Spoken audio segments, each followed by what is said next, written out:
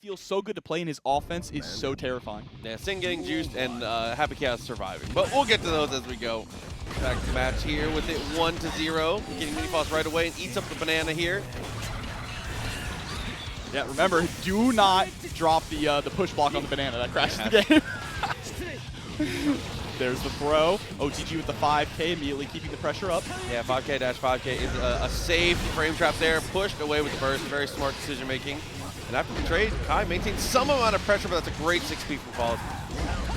Yep, here we go, DP on out. And remember, another huge thing about this version of the game is that SDPs are the only invincible reversals in terms of DPs now, right? HDP is not strikingable across the board, which means now that HDP and SDP really have a set thing that they're made to do. Yeah, absolutely. And you can see there, Stun Dipper still working out beautifully. Even though it is slightly nerfed, it is still a very effective tool in situations like that, especially at that character length range. For sure, and there's the run-up throw, classic Kai. It's less of a jump scare. There you go, got the poke. Still falls through with the combo. You have to be careful about your spacings on combos too, because since it's slower, if you try to go for the normal confirms you do, like close slash 2S far H, that you're too far. It actually won't work there. Yeah, but a dash up 2P will be enough to close out game number 2 here. Heen up 2-0 with Kai. I think this is, historically, I have not liked playing this match as Kai either. I feel like Heen's done a great job of kind of adjusting the fireball game. Because Faust's crouch is so impactful in this matchup, you really have to rethink not only kind of the way you pressure, but your entire fireball game as a whole has to be restructured just on the basis that he can lay on the ground. Yeah, and I think that's why you see a lot of top-level Kais really use Air Fireball a lot, especially in this matchup too, because Air Fireball comes at an angle where he can't just crouch underneath it, right? Yeah. You're forcing him to interact with it and avoid it, and also shutting down the ability to toss out items. But that newly buffed Far Slash is also going to allow Kai to just close the gap and constantly pressure Faust. Up to 6P. Fireball here. Trumper comes out, slides straight past it, so Trumper not going to be a factor. And there you go, the frame trap, that very delayed sudden. Yeah, and going for that burst bait as well. Breaking the wall with Wild Assault. That's going to take a little bit of Faust's burst and get that hard knockdown. Yes. And that is a huge thing, right? You no longer need 50 meter to score a hard knockdown after a wall break situation. But on the flip side, when you get stuck to the wall, you get, I believe, 30% burst back, somewhere around that ballpark. Okay. Through, just goes for the items, doesn't get the trumpet. And he ate the Afro too, so the Afro is locked and loaded. Throw, it's gonna go for the OTG, he's gonna have one more opportunity here. YRC is very smart, still has bar afterwards. Oh, but the SDP coming through, and the RC. Heen now sitting at set point. Man, it feels so good to see people using SDP now. It does. I got a story for that too when we get in between games here, but low, gets the bomb set up.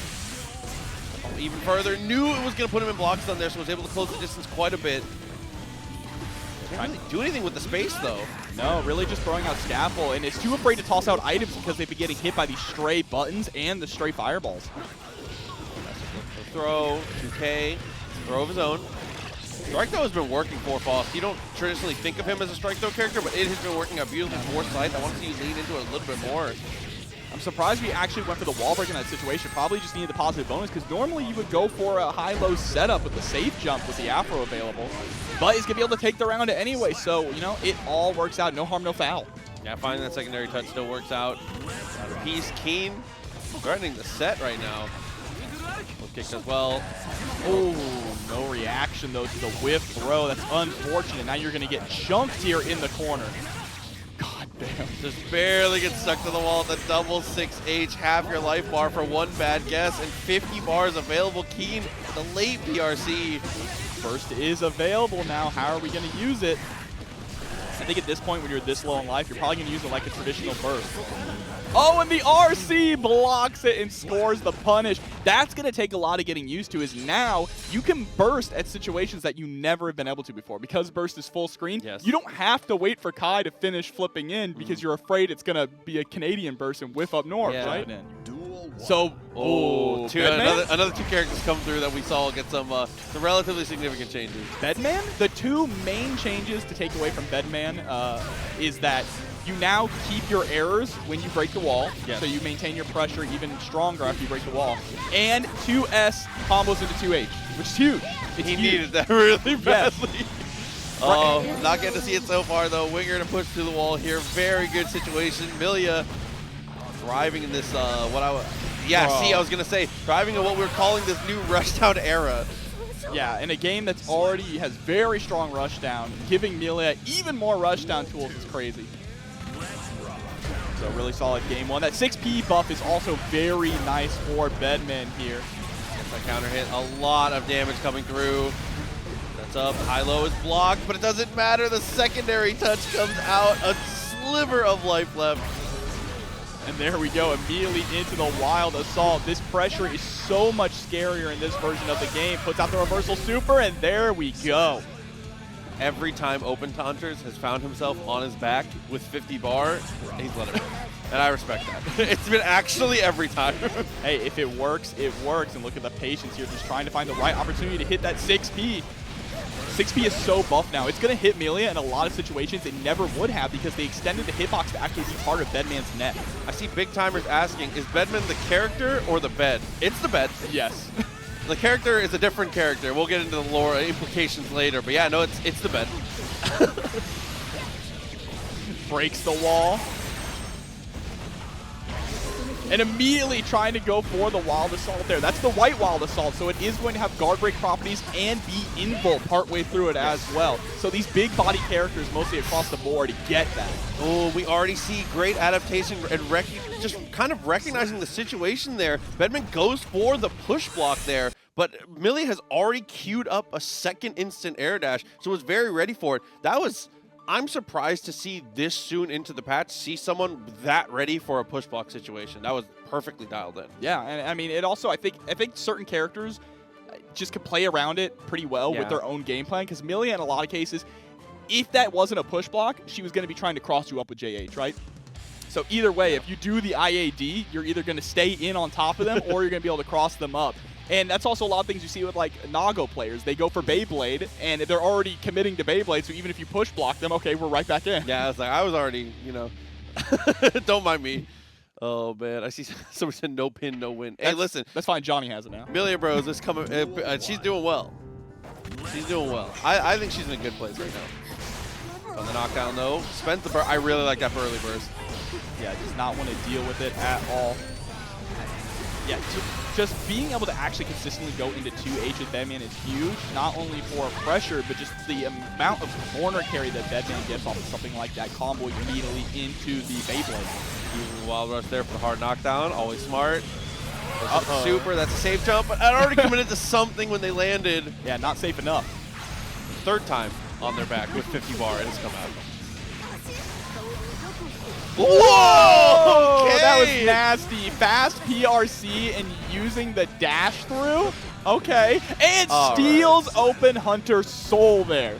Dude, crazy mix-up there from Millia. Speeding things up in just the worst way. Finds the knockdown. Double air dash is dealt with. Okay, and gets the counter poke too. Oh, but look at that. The defensive push block. Doesn't matter though, you're still about to get sent through the wall, and our error is about to come through also with that wall break. Oh, okay. There it is, into the overhead. What a good buff, right? Being able to keep the pressure going with your follow-up error after a wall break is so huge for this character's game plan. Oh, chases down the backdash with the throw though. Secondary throw after the fake. Bad Moon does it again. Oh, fakes the bad move with the low Capel and gets the double cross up. The amount of inputs per second going on right now for Maha. Knocked out again and finds it, I think, ended up in the corner. It's not quite enough to kill, though. One more opportunity. Oh, the gold burst whiffs and is going to get punished there. A perfect coming through for Millia, going up 2-0. And I love that, in Spirit, they added stealing people's souls back into the game, right? You can't throw their burst, but you can grab their deflect shield, which is close enough, all right? It's still taking some of their burst from them. You can throw half their burst. Exactly. Still count. You get some amount of soul. Oh, dude. It's like Full Metal Alchemist. Yeah. You take just a little bit of the soul. Oh, my God. But with that, back into the match. I mean, I'm impressed so far with Millia in general. Yeah. I think that the character character was kind of bad before. I'll say it. I'll say it. I'll give it to him. I'll give it to the Millias. I didn't like her last patch. I'm pretty happy with what I'm seeing so far. She just, it really, her strengths could never outweigh her weaknesses, right? Which is mainly her the amount of damage she takes. But Nate the Bad coming through with a $5 contribution to the match. Reno, thank you so much for the support. K2D, it's a disc, low slash. Yeah, absolutely. Bad Moon has not been blocked a single time. Might as well lean on it. And I love that we're going for Bad Moon even without the meter to back it up. Steal a little bit of that burst and push us further across the screen. A perfect, 2 perfects in a row. Oh, and using the Wild Assault there as well. Finding close slash Wild Assault, like, it gets a disc off of it. So you can use it almost like a 2D after that extended combo. Millia getting mixed up mid-screen now? Yeah. And being able to push you even further, right? That's the big thing, because 2D is going to keep you on the ground, keep you right where you got hit. Yeah. Wild Assault pushes you further back. Oh, that was kind of nasty there. Got caught trying to press, and now is going to get sent straight through the wall. Absolutely. So, with that, Millia is at 1 guess left. Goes through! Couple dashes in a row! Are you serious? I was getting dizzy. Oh, roll straight through the super! That's going to be a punish! Do we have enough damage? No, not even close! Drop combo! All right, RC to keep himself safe after the Beyblade there, but presses. Doesn't want to get clipped by that overhead. Yeah, Bad Moon again. Burst comes through. Oh, the just block there, but it doesn't matter. Not able to actually get the punish. After a cute little follow-up. Oh my god. That just block actually might have been a little bit, not exactly what you wanted, right? It kept BedMan closer to you after the error. Okay, good conversion. The hard knockdown, low compel, still very, very strong and a great option in these situations. And chooses to use Wild Start instead of the meter, saves the RC. I think that's how we're going to start to see the economy play out in this match. Yeah, because look at how fast that burst gauge is building up now with this positive bonus. Immediately already has half of it back. Oh, use that PRC that they were able to save up. Doesn't get them too much out of it though. BedMan opportunity. Oh, it actually didn't reach far enough. Roll through PRC. That's crazy. It's been way more aggressive with rolls. 2 beefed up men. Oh my god. Slapping meat now. Very good. I respect it. I mean, needs no introduction. Big changes to this character for sure. 6H change, I think, being one of the biggest ones. That and being able to kind of gamble stack yourself when it comes to how you use Beyblade versus Shizu is really, really cool. I mean, just having DP, the second hit DP being an overhead and Beyblade being a low is absolutely insane for the mix-up of this character. But of course, people are talking about, you know, first hit of DP, you got to guess the 50-50 now. That's a lot of blood to spend. So it's still a huge commitment just for Nago to get a little bit of extra offense on him. No, definitely agreed. Resource management is going to be a huge factor, as we've already seen right here. 6H does a special move's worth of Chipp. Oh my god. And now about to get sent straight through the wall with the super here. The 1,000-year blood war. That should be just enough. If not, it's a pixel. And yep, absolutely going to leave it with just a pixel here. Might just be able to go for Chipp by spamming out the specials. Yeah, I mean, one thing that's really important to consider, too, about Season 3 is that they nerf the damage of supers across the board, too. Yeah. Will it kill just got way harder. It did. Wait, which patch is this? There's the 2S. I like that. Good finish. I didn't think about that. My channel points are not safe because it's so different. You have to relearn everything. Everything you knew has completely changed about Guilty Gear Strive. And I've already been seeing a lot of people who I personally know that were down on Strive and never really enjoyed it, picking it up and having a lot of fun with this version of the game. I think that Wild Assault, I was hoping for more defensive mechanics, and it turns out that the offensive one is my favorite one. I think Wild Start is so cool for the game. So you still got defensive mechanics. There's a lot of defensive mechanics in this game. I agree, but I was more excited for the defensive ones. It turns out the offensive one is what I have kind of cut my teeth on. But here we go. Gets it with the low. Oh my god. Doesn't actually get too much off of it, though. It's trying to be more reasonable with the management of the blood here. Way, the triple Fukyo. Yeah, we are spending it. Sending it all the way in there. There's the 5H. Just playing a little bit of Samurai Showdown. Now you got to hold down back a lot against Nago. Yeah, seriously. Oh, scooped. And delayed a little too long and actually gets thrown himself. Double 6H committal in this situation. Oh, and getting the invincibility there on the Wild Assault. Giving this man a reversal. That's crazy. Yeah, I mean, he also since it hits a little bit delayed, it works out in situations exactly like that. His opponent Fukio's backwards here, and Wild Assault actually is delayed enough to where he catches him right at the end of it. And you can delay it even more by charging it, because all the Wild Assaults are chargeable. There's the Blood Rage.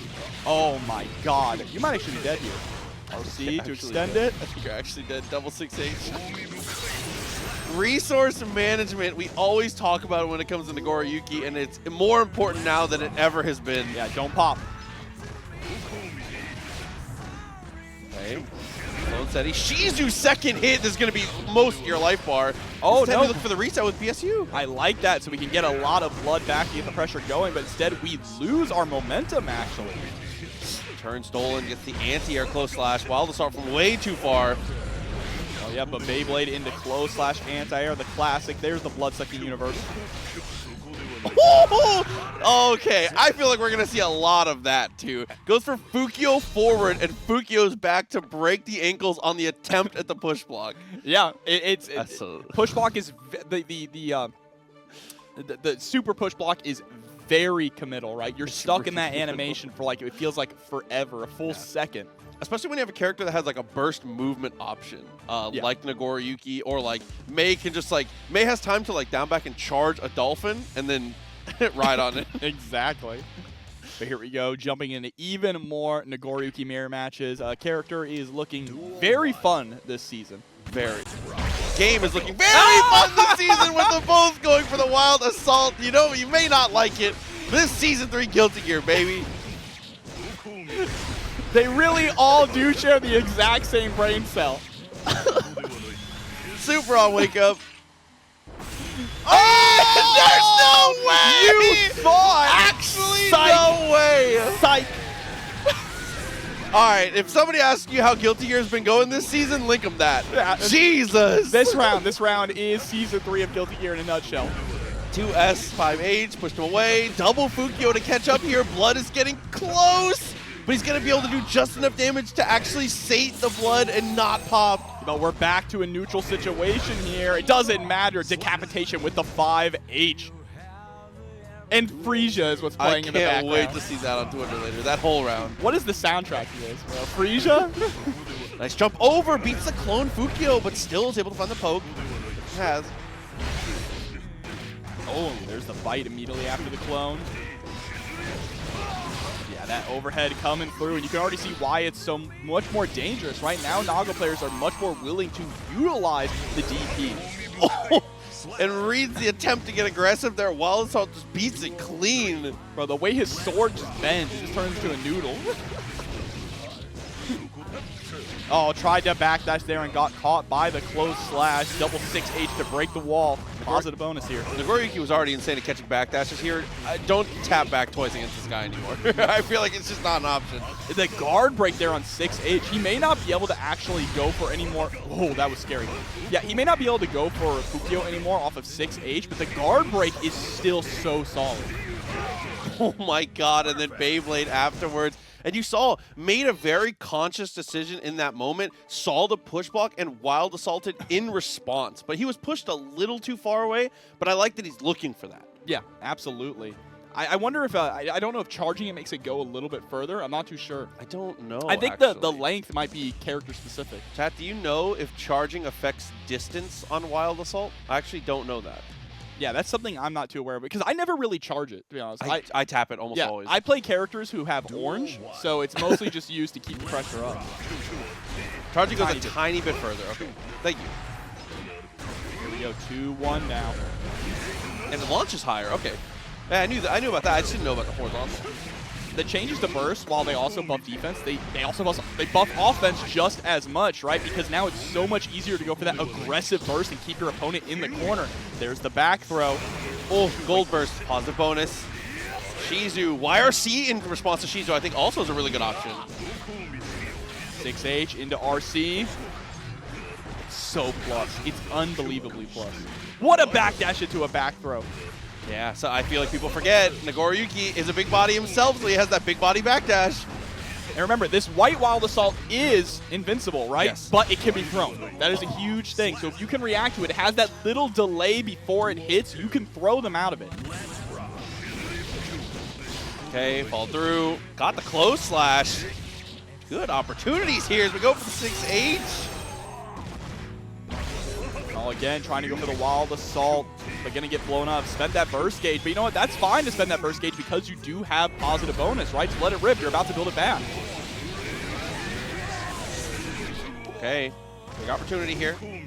Will has tried to block it out, but the throw comes through. Well, I mean, it's so plus with the RC is what I mean, because you're in their face after that with the guard break. Ooh, trade. Too far, jumps the wild assault. Get too much forward. BSU is backdashed again. Great using so far of the backdash. All right, 5H. Oh, pushback. Look at that. The range on the buffed up level 3 5H. We got there just in time. That Fukio forward was going to pop us. If we did not get the fight, we were forfeiting the round. YRC, only opportunity. You've got to win off of this interaction here because you're going to get chipped if you get pushed away at all.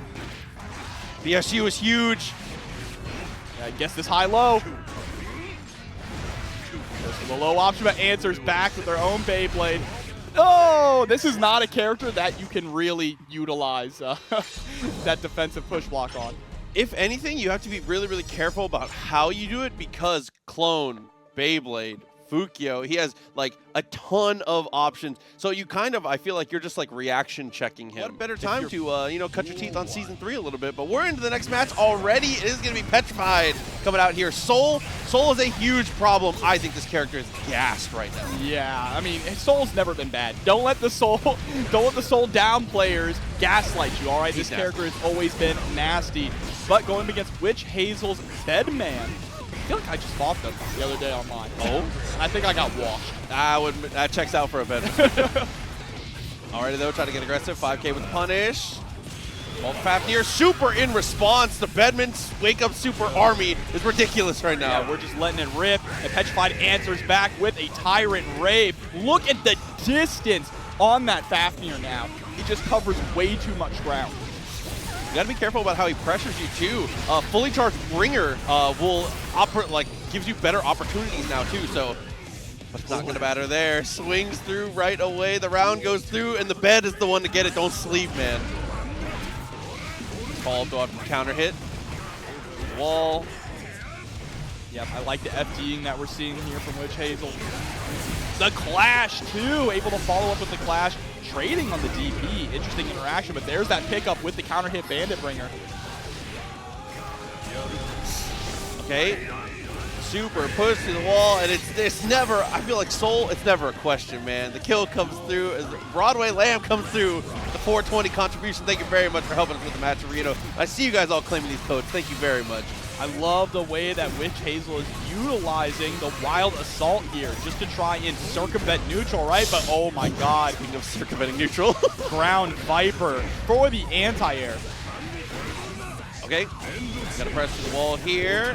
WitchHazel, she's in a little bit of trouble, but there's opportunity. 50 meter available, full burst. We've got the resources. Oh, but gets caught backdashing, has to spend that full burst gauge. God, try jump on her. Go to the wall. Chipp out, tries to go for the throw. It's a great up back from PetraFied. Yep, gonna be able to close things out there with game one. Again, thank you all so much. We see the codes rolling in. Again, !Macho in the chat. Get in there and use all those up before we even get close to top 8. But already 2 BedMans tonight. Yeah. That's more than we saw probably ever since week 1. I think that's always the nicest thing about the patch is not only do people kind of try to broaden their horizons, but I think a lot of people will pick characters that they like, and then they will end up picking a character they like to try and win with.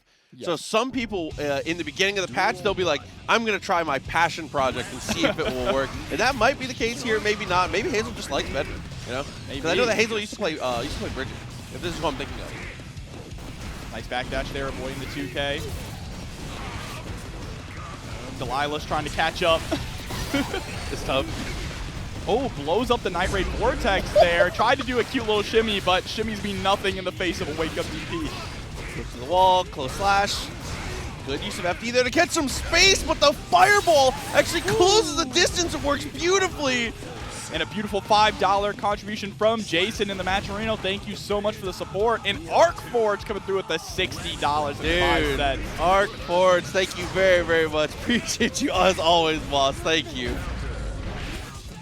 We're just knocking on the front door there. Finally, WitchHazel poking out with the 2S. Roll on through. It's a low. Finds the open up. Oh, I think he jumped into the super. It's going to connect. Look at the damage. Wow. I thought they nerfed super. Okay. Burst. All right, trying to go for the guard crush there. Nice 5P anti-air. Double guard crush by using the wild assault. I like that a lot. That far slash poke is also so fast for BedMan. Such a good tool up close. I love the structure of pressure, but it just knocks the door straight out of it. Oh, I thought Hazel was doing such a good job controlling the corner there, but the tables are turned. Yeah, but the JP is going to be enough to take the round. Somebody said no one likes Slayer. You have the #1 Slayer fan on commentary right now. Right, he's that's right crazy. here. If I had my phone by me, I would time you out. But there we go. Close Slash is going to catch the backdash, bounce off the wall with the 5H, and send straight through with the Fafnir. Big opportunity. Viper right away! Knows the burst is there as well. Tries everything to bait it, but Hazel doesn't bite. Uh-oh, no, you pressed! Wow, the amount of wake-up supers we've seen, not only just from PetraFied, but from all of the BedMan enjoyers. It has been a ton of reversal supers. They said, you guys got new offensive tools? Say me. Woke up with the bar, dude. Soul players have been doing that for 20 years. Wake up Pyre Ray. Yeah, why not? It works. It works. That is right. Tennessee never sleeps at F2Con. You're going to see it there in the corner all night. Yeah, we'll get you some more details in between the matches here. We'll pull up the slide full screen for y'all to get to see it. But for now, we're knocking on the door. Soul trying to break through things. PetraFied up 2 games right now. All these games have been very, very close, though. And Rennie Sackless coming through with the 6 months in advance sub. Thank you so much for the support. Good God. I'm committed for the long haul. I respect it. Uh-oh, tried to press there on the safe jump and gets sent straight through the wall. Again, off these neutral round starts, has been consistently picking Ground Viper. Yeah, and I mean, Ground Viper did get some changes here, so it's surprising that PetraFied is just constantly using it. Really wants to test it out. Knockout came through. Bringer into the attempt at the throw, but BedMan's going to turn that thing around. My favorite back throw in the whole game. Put him in the bed. Guard crush again. You can hear the air lining up. Wow, what a 2P press. No fear. Just challenging. Ooh! Again, challenging the Ground Viper. PetraFied is trying to use it as a way to circumvent neutral when you have 50 meter, and now Hazel is starting to play around it. Okay, and Aid's able to get the hard knockdown. Assault. And it goes for the full charge up. It's not going to get anything there. PetraFied is able to get a backdash out. 50 meters still available. We're going through the wall. Yep, in dust we trust. Using the wild assault too to get the hard knockdown. Here comes the safe jump. No, just run up and get tossed. RC? No, missed out on damage from the throw and missed out on the follow-up. Yeah, we are seeing much too early here. Emptying everything. You have to. Look at all this chip damage that's coming through. We spent all of our bursts aggressively. That was a coast-to-coast block string. Actually.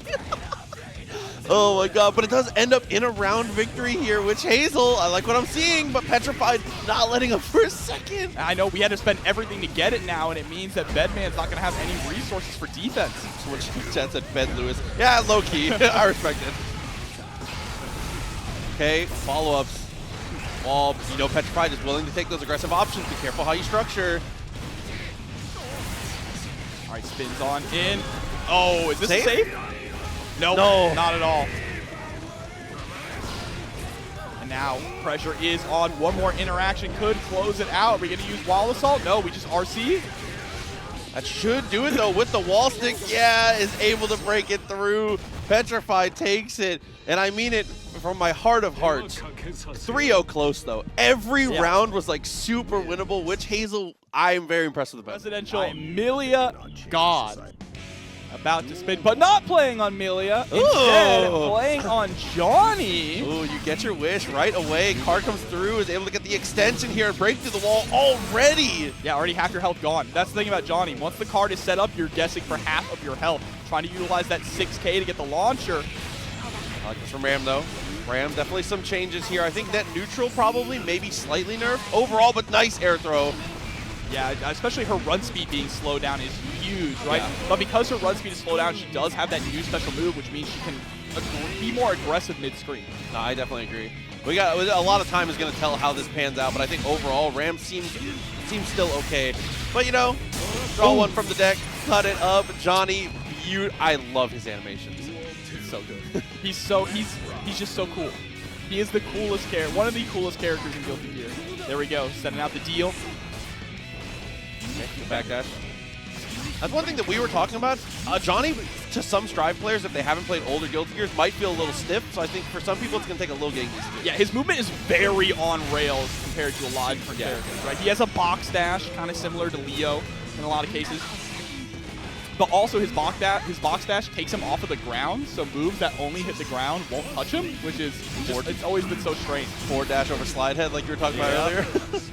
The pressure, though. Does have the return of Asinga, Bazinga, Girardi, whatever you want to call it here.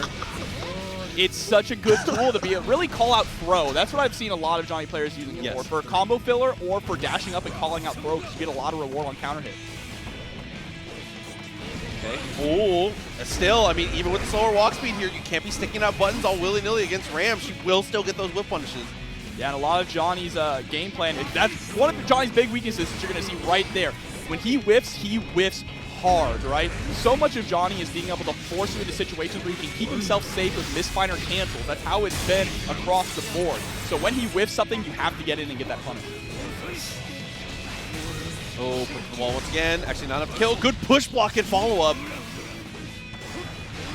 Right, into the 2H, dash forward. That is not safe. Yeah. But it's going to take people getting used to it and realizing when they can actually press against Johnny. But if you block misfire point blank like that, just hit a button. Yeah, absolutely. That, or especially since you're that close to the wall, potentially, I don't know if you have enough time, but maybe throw. You get to the back throw and set up the situation. Yeah, because misfire is absolutely not safe in this game. Especially some characters can punish misfire at nearly max range, depending on who you are. Basically, Johnny cannot just commit to it, right? He either needs to utilize his backdash when he's in misfire stance, or he needs to go into misfire cancels to keep himself safe. But it's going to take time. People have to learn the matchup, right? They have to learn what is real and what isn't real against the character. And he is he's a nightmare. Gus McButt said, my Johnny can do whatever he wants in this fight. I mean, Johnny can do whatever he wants. That's kind of Johnny's thing. No, it's definitely cool, though. I like to see it. And someone in the chat, if that's correct, they're saying -15 on Mistfinder. So that makes a lot of sense, yeah. Unless there's another situation, if you can steal the turn with the card, also really, really changes things. Absolutely. This card, if you do block the follow-up from the card, it is going to be a wall break. And here we go. What's my name? I don't want to say it. It's Jay.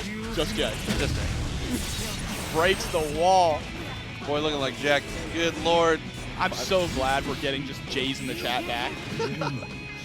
Throw, good situation. And you saw there, that was a good press from Jano to be able to actually get the punish there, but you gotta commit bigger. If you're gonna swing there, you might as well commit to the rest of the string. You know Mistfinder is negative. Absolutely. Wow, utilizing 6K to just push yourself out of the corner. That's such a smart decision there from Rat. Great backdash into the 2D. Surprised we went for a Senga there. Dash up a close slash. Honestly, Jano, the way they've been structuring pressure, they've set up a throw really well. So in these next couple situations where they get aggressive, I would love to see throw because they're getting them to commit to FD early. Yeah. Oh, I'm curious. Just seeing my brain, the cogs already starting to turn. The way that pulls them out of the corner, I'm imagining some nasty mix-ups for Ram in the future. But there we go. Misstep forward. Ooh, okay. Knew he had the card there.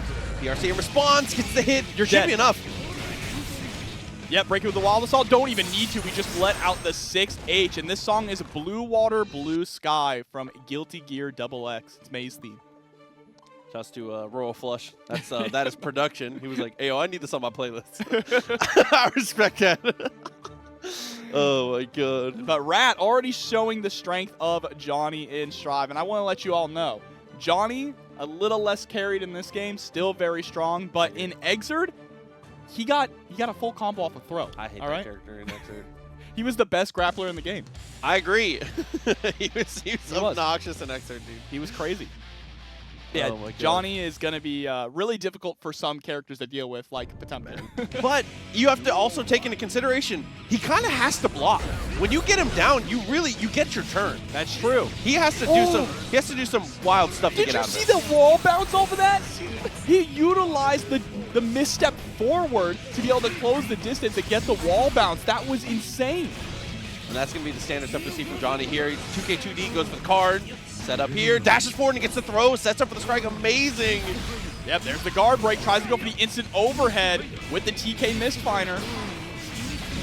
Oh, and the anti-air card there, tossing out the high card and then letting out the upper Mistfinder to cut it. Okay, round start, push away. First sets things up well. Good evasion on the card, but again, meets her immediately mid-screen with the anti-air. Yep, trying to pick up with the 6K just a little too far away. Man, the way that Rat is just seamlessly going into Mistfinder and using the cards in neutral, right? If Jano isn't going to approach, then we're just going to keep throwing out cards and putting up guard breaks and launchers on the screen. No, absolutely. He's able to jump over, though. Just control the corner here. Rat fights his way out of it. Back to mid-screen right away. Jano giving up a lot of space on those. That 5K, so good. Being able to combo into far slash off of the Asenga. So TK refers to Tiger Knee, so it's like using a special move right as you leave the ground. So imagine Omito versus Daru. Put my money on it. Let's see it though. It's gonna be Chipp versus Happy Chaos right away. Bean and Smitty gonna be coming up. Smitty finds the first touch here. Burst comes through it from Bean. Gets the quick whip punish. All right, so here we go. Bean and Smitty sticking with their same characters, right? Yeah. I think rightfully so. I think both these characters are fine. I think Happy Chaos got very slightly nerfed, but is still in the conversation for one of the best characters in the game. And I think Chipp got nerfed, but he's so good with the system mechanics that it evened out. Yeah, absolutely. I mean, one thing on defense, being able to react to 6K is huge. Here we go. Uzumaki Barrage putting Smitty on their back here through the wall. Okay. Rekka slow down, 2K into the Rekka there, and is able to go for the RC follow-up. Smart stuff. Bean takes the first round. In a big way, just being able to rush down Happy Chaos. Wild Assault is going to be such a good tool against Happy Chaos as well, being able to close the distance so quickly. There we go, waking up with the Beta Blade. Okay. Good recognition on the backdash there to know you're going to be able to get enough space to actually get aggressive afterwards here. Finds the touch. Should be able to break the wall here. Has Wild Assault available. And is going to be able to find the hard knockdown. He hits you with the double fist in, too. Just boom. I think all of the Wild Assault, correct me if I'm wrong, but I believe all the Wild Assault animations are actually just the Charged Blitz animations from Exerd, which is really sick. Because it functions in a very similar way. There's the burst out from Smitty. Happy Chaos got his zoning game back, though. It's been restored. Okay, did find the knockdown after the burst, though, and had plenty of time with the high movement speed of Chipp. And just finds the leg. A little anticlimactic, but, you know, that's how it goes with Bean. One game already up. Yeah, absolutely. It's like Drive Rush in Street Fighter 6, kind of, in a way. I mean, yeah. It's more like Blitz. That's more what it's like. Yeah, for sure. Especially because I believe the blue Wild Assault actually does crumple, similar to Blitz. So. I know that all the Tampa Bay players are very excited. Yes, I'm assuming. It's funny because they hated Blitz. People used to hate Blitz. But now, oh man! But into the next one here, Bean. But that first game is able to find the clean hit right away and close to the just push the wall. Yep, and this is exactly where you want to have Happy Chaos. Right, there's the YRC. Able to put yourself into the corner, utilizing the Alpha Blade. They sped up Alpha Blade again. No one was reacting to it anyway, right? So speed it up. Okay. Dude, I love how he's staggering this pressure here. He's doing so much damage to the wrist gauge in all these situations where we have to block. It's taking so much meter from him, but that's a good pressure from Smitty. Yeah, absolutely, but still just keeping the pressure on and not breaking the wall. That's a huge thing, right? If breaking the wall against Happy Chaos can be very risky because then you're going back to neutral. Sends the burst early. Woo! Dashes straight through the gunshot. Yeah, I recognize he wasn't cursed, so the focus was going to take a little bit long for him to be able to actually take aim, tap the dust. I mean, all these new mechanics, but we still got the best mix in the game. 5D, baby. Yep, and this looks like it might be a Smitty round. Possibly not. Now it's Smitty's back who's up against the wall. Yeah, Bean getting out of the corner there. That's huge. Overhead. The follow-up. Built just enough for the wild assault here. He's going to be able to find the hard knockdown. This is huge. 100 meter though on Smitty's side, so we have a lot of defensive options. Going to spend some of it for YRC, but gets clipped by a 5K. Alpha Blade actually stops the jump there. Falls through with the Rekkas. Not enough. Yeah, that little micro dash. Oh my god, my ankles are killing me. That micro dash sold that so well. This is why Bean is one of the best in the business, right? Dude. Already looking so incredibly strong with this new version of Chipp and the new system mechanics, like you were mentioning.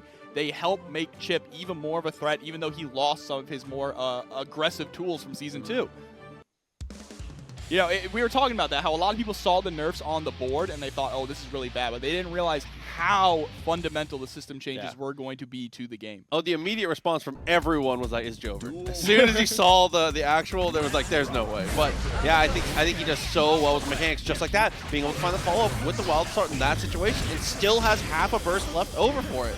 Yeah, if we want to get defensive there, we can. But there's the OTG, gets the cross up. Back into the corner with you.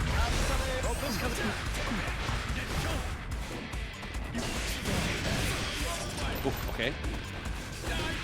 Oh, what a 6P. Very deep 6P there, too. Yeah, finds that touch again. Not going to break the wall. And you're incentivized now, in a lot of cases, to not break the wall either, because when you get that wall splat, you're giving your opponent more burst back, right? Yeah. Okay. YRC is big. Rolls through and finds a touch. Not enough to stick to the wall, though, so not actually enough to get the kill, but the pressure does not let up for a second. All right, here we go straight into the next round. Smitty fighting for their life here. Trying to get a point up on the board, but there we go. Dash up, IBFD to push Bean out. DP. Still too far for the 2D afterwards. Finds the knockdown and the curse. Super focused, sets the curse up again in the back dash. All right, I like that aggressive burst here from Bean. Now has control in the corner. Smitty with no meter on their side and gonna get a hard knockdown. Super is very smart here. Gets still set up for the positive bonus. Big opportunity. Full burst here for Smitty. Okay. Oh, gets the gunshot, but takes the time to reload some of those bullets. Scores the air throw. No RC, we don't need it. What an air throw with the 6P! Immediately into super. Yep, Deus Ex Machina. A point on the board finally for Smitty, showing some signs of life. Yeah, smart to cut it short there.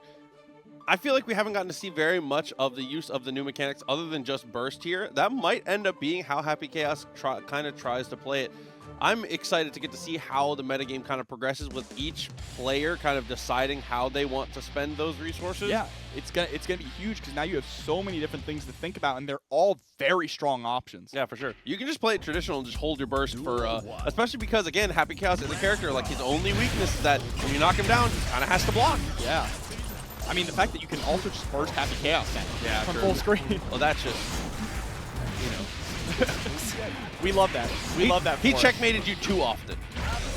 Here we go. Instead of breaking the wall with the meter, we're using the wild assault. Again, it's those decisions that you have to make, right? Being feeling confident that we're not going to need burst to get out of these situations, but also builds it back thanks to the wall break. Ooh, full screen super, and he PRCs all the way to the wall. You thought Super Dash was only in Dragon Ball? Nah, son. You ever get hit by a full screen overhead? Smitty has.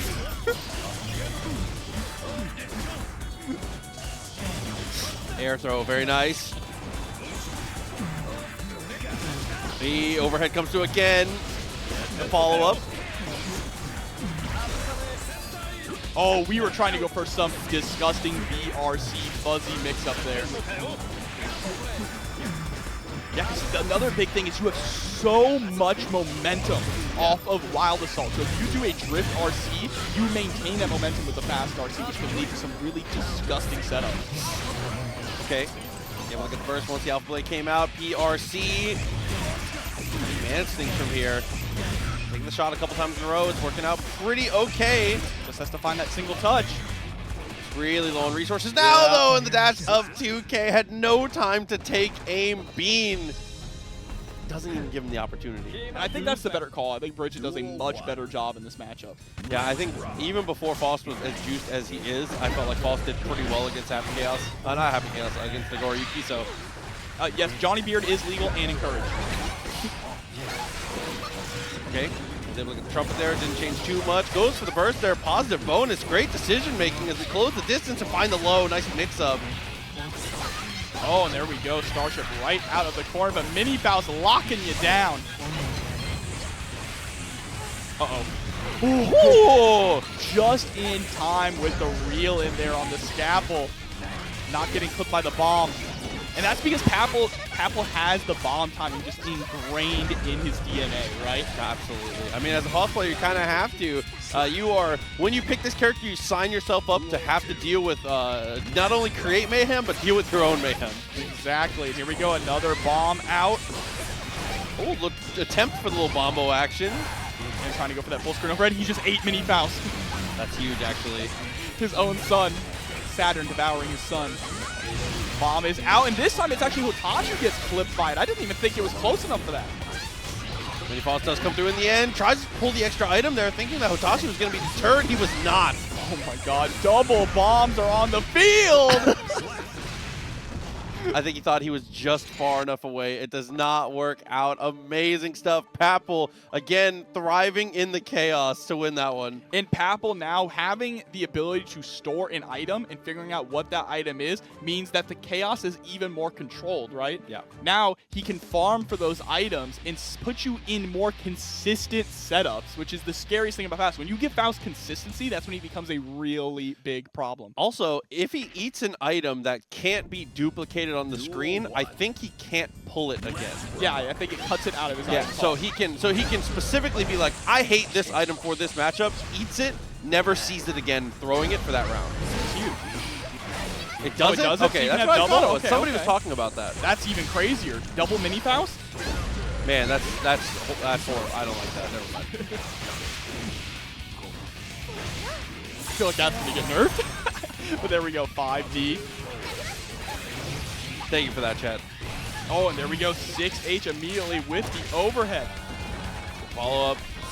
Oh! Wait! Yo, I love the idea here. He's able to get the commando afterwards, but there's the DP. Okay, that's what I thought it was. Some items allow for doubles, but some don't. Like Trumpet and Meteor, you can't. So it's super item specific, but there we go. Toss into the corner. Goes for the gold burst on Wake Up. That's the positive bonus coming through. Oh! Comboing off of the weight. The way the yo-yo just lands on her. Oh, man. Through the wall, though. Big opportunity. Yep, just going to go for the immediate 6H. Yeah, we just want to be able to toss out items, right? We have so much advantage. No reason to overextend, especially when Hotashi is sitting on full burst in 50 meters. Little backdash there, trying to get some space. Like you said, just looking for the items here. Banana Peel comes through, but it's not going to be a factor. Hotashi, great confirm into the corner. A good burst to maintain pressure. Offensive burst is important. Absolutely. Nice with the 5K anti-air. Actually knocks Hotashi into the afro. Sets it on fire to get an even bigger combo pickup. Here we go. Watch your shins. It just never gets old. Hey, through the wall once again. Pixel of life left. Last time we saw 6H, and this time we're just going to see a bomb right away. And Hotashi, he felt like he needed to make a move. That might have chipped him. I see people talking about Hotashi and pools. I don't think you all understand, one, how strong Papple is, and two, what's been unleashed. Faust is kind of crazy in this patch now. Man, that's my, I don't even know if it's a hot take. That's my assessment is that Faust is like top 5 maybe. This character's really, really, really strong. Like, he was already very good, and he's like received even more control. And yeah, Papple's goated. He's paid for his sins long enough, right? Yeah, I agree. It's time for the Faust redemption arc. I don't know if it is, but oh man, I was such a fan of this character, and now but we're gonna get the switch up here. He's gonna try and be way more aggressive in this. If you get caught full screen with bad blood in this situation, Faust will handle you. Yeah, but Joyful Reaper coming through with the 5 gift subs. Thank you so much for the support. And all of you, thanks for Joyful Reaper. And this is what I'm talking about here. Gets caught full screen, over 2 blood. Faust just kind of gets to pull items all willy-nilly, finds the confirm. As soon as you get pushed more than half screen at 2 blood, it's so hard to approach him. Yeah, I mean, he has the buttons to keep you out, right? And if you can't use special moves to close the distance and stop him from throwing out items, things can get a little crazy, a little wacky. Beyblade in. That's a punish, actually. Didn't go for the cancel of anything here. Hammer comes through. Empty low, not going to work. We are spending a lot of the blood here just to push corner to corner. And no, it didn't actually knock Papple off of the wall. We were a little too far away. He burst the wire C to keep aggression. Yeah, did not want to give Hotashi a turn, but there it is. Fukio, a Beyblade to close out the round.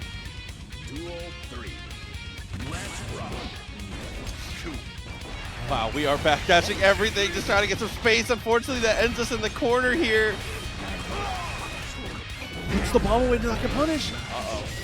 We have a bomb loaded up. But the 5D comes out, not going to get the opportunity to let it rip. There's a perfect from Hotashi. All right, I think the switch to Nago, definitely solid, right? What Nago may lack in neutral game against Faust, once you get to high blood, we make up for in damage. Definitely agreed. I also think that Papple might be giving up too much space at the start here. I mean, we started the round with double backdash, and then after the first interaction, backdashed again. And I think that it is important to get space like that, but that is like an egregious amount of space to give up against Hotashi, who will he will Fukio forward 5 times to take all of the real estate you give him. Yeah, for sure. And there's also the thing to consider, too, that these matchups are going to change a lot with the new mechanics, right? Yeah, oh yeah. The matchups are no longer, they're not binary. They're changing all the time, especially in Season 3. Yeah, at this point, we don't know yet. We're definitely guesswork as best we can. But here we go, Papple once again put into the corner, a compromising position. And just these walk-up close slashes from Hotashi doing so much. Yeah, absolutely. The command throw. Oh, yep, and the cross-up forcing the burst there out of Hotashi. The Afro has been set on fire. Follow up with the mix. Gets the item. RC, yep, and there it is. Close slash enough to close it out. Papple once again sitting at set point. It's an extra bite of donut for his troubles. But again, every single round, Papple starts off in the corner. That's just how it's gone. It's their home. It's where he feels comfortable, all right? That was a very interesting choice of mix up there. It's not going to work out. Oh, no. After the blood pop, look at the damage from a command throw.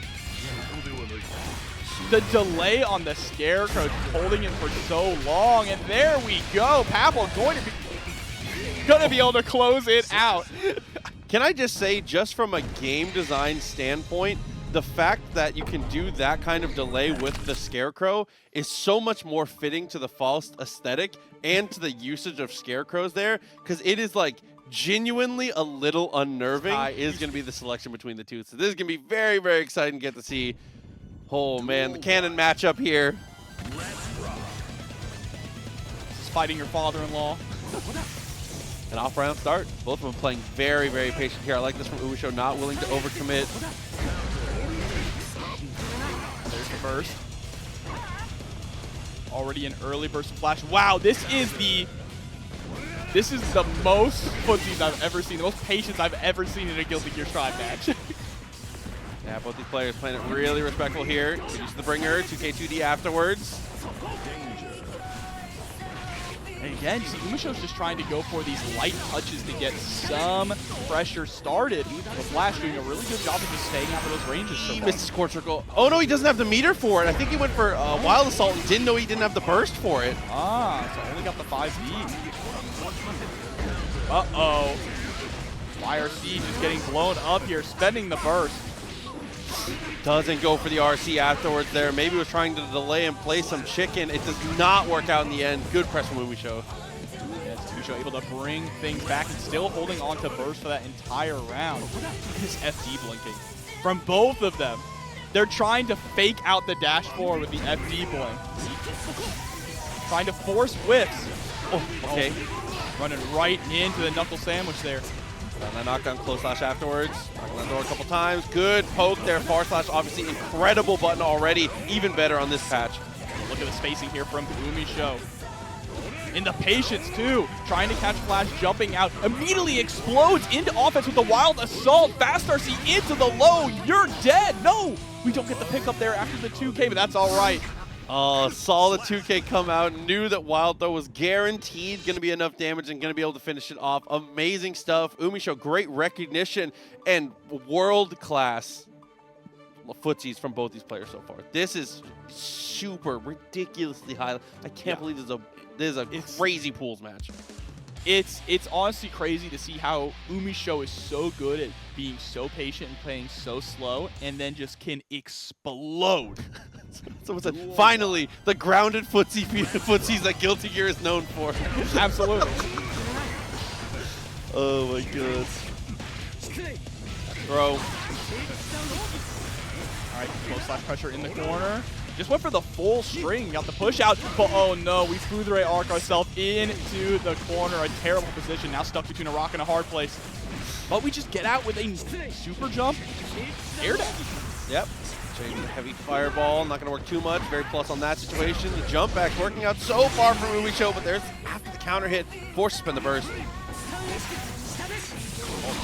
Right on in, that's the round.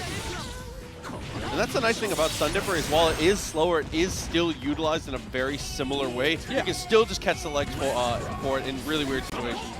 It's just a little bit more reactive, right? Just slightly. All right, there's the jump and look at the recovery on that fireball. Good God, the counter hit. Clean hit DP to break the wall with the wild assault. Gonna get that positive bonus on deck and the hard knockdown. Okay, finds the throw, backed open from the corner.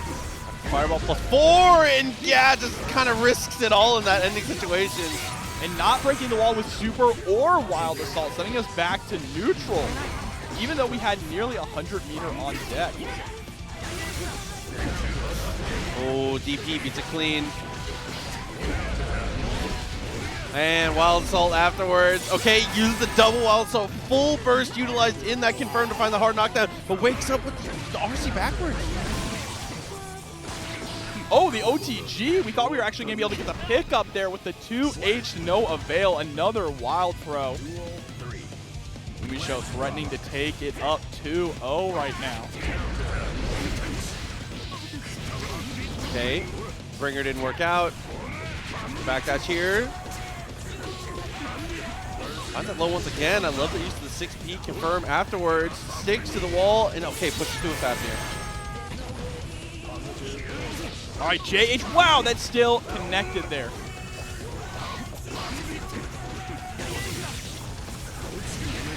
DP on through.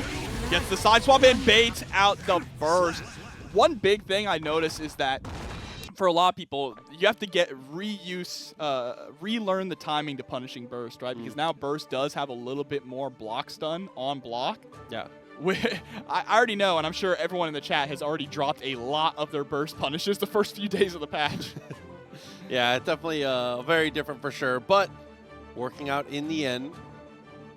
We'll have to see. This is yeah, pretty, like I said, nice to see after the hits. Oh, we're going to switch. I love it. You can't see it yet, but let me tell you, it's time to go to sleep. No, don't sleep on this character.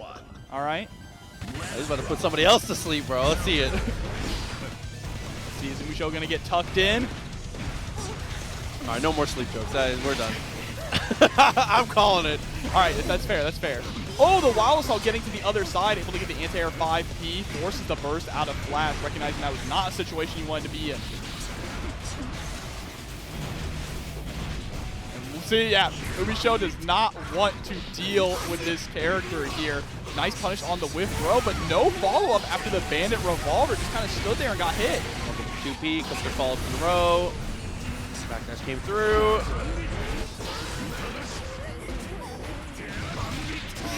Pick up into the RC, clean hit DP. What a confirm! Bro, this character, you're dead. Soul is absurd in situations like that. Things just, it feels like everything he does combos into everything. He's an open world character. We've said it week after week. It's not a joke. Limitless possibilities with combo routings for this character. Try to go for the throw, burst them through just to maintain the corner here. You have to keep stable as best you can. 6H whiff. That was a huge opportunity there for Flash, but unfortunately puts themselves up against the wall yet again with a whiff 2H. Oh, gets just over the gun flame there with the air dash. And we're just going for a lot of cancels. Okay. Viper connects though. Wild Assault. The RC fully charged 5B. Break it again with the Wild Assault. Absolutely. Okay, here we go. Safe jump. Reversal? Not going to be able to actually get anything out of it, though. Okay, it's a very good follow-up here for BedMan. Stops the up back. Push ball comes out, but it doesn't actually connect with anything. Bit of a scrambly situation here now. Flash canceling, just faking out these special moves, but there we go. Umisho able to close it down with the light touches, 3-0.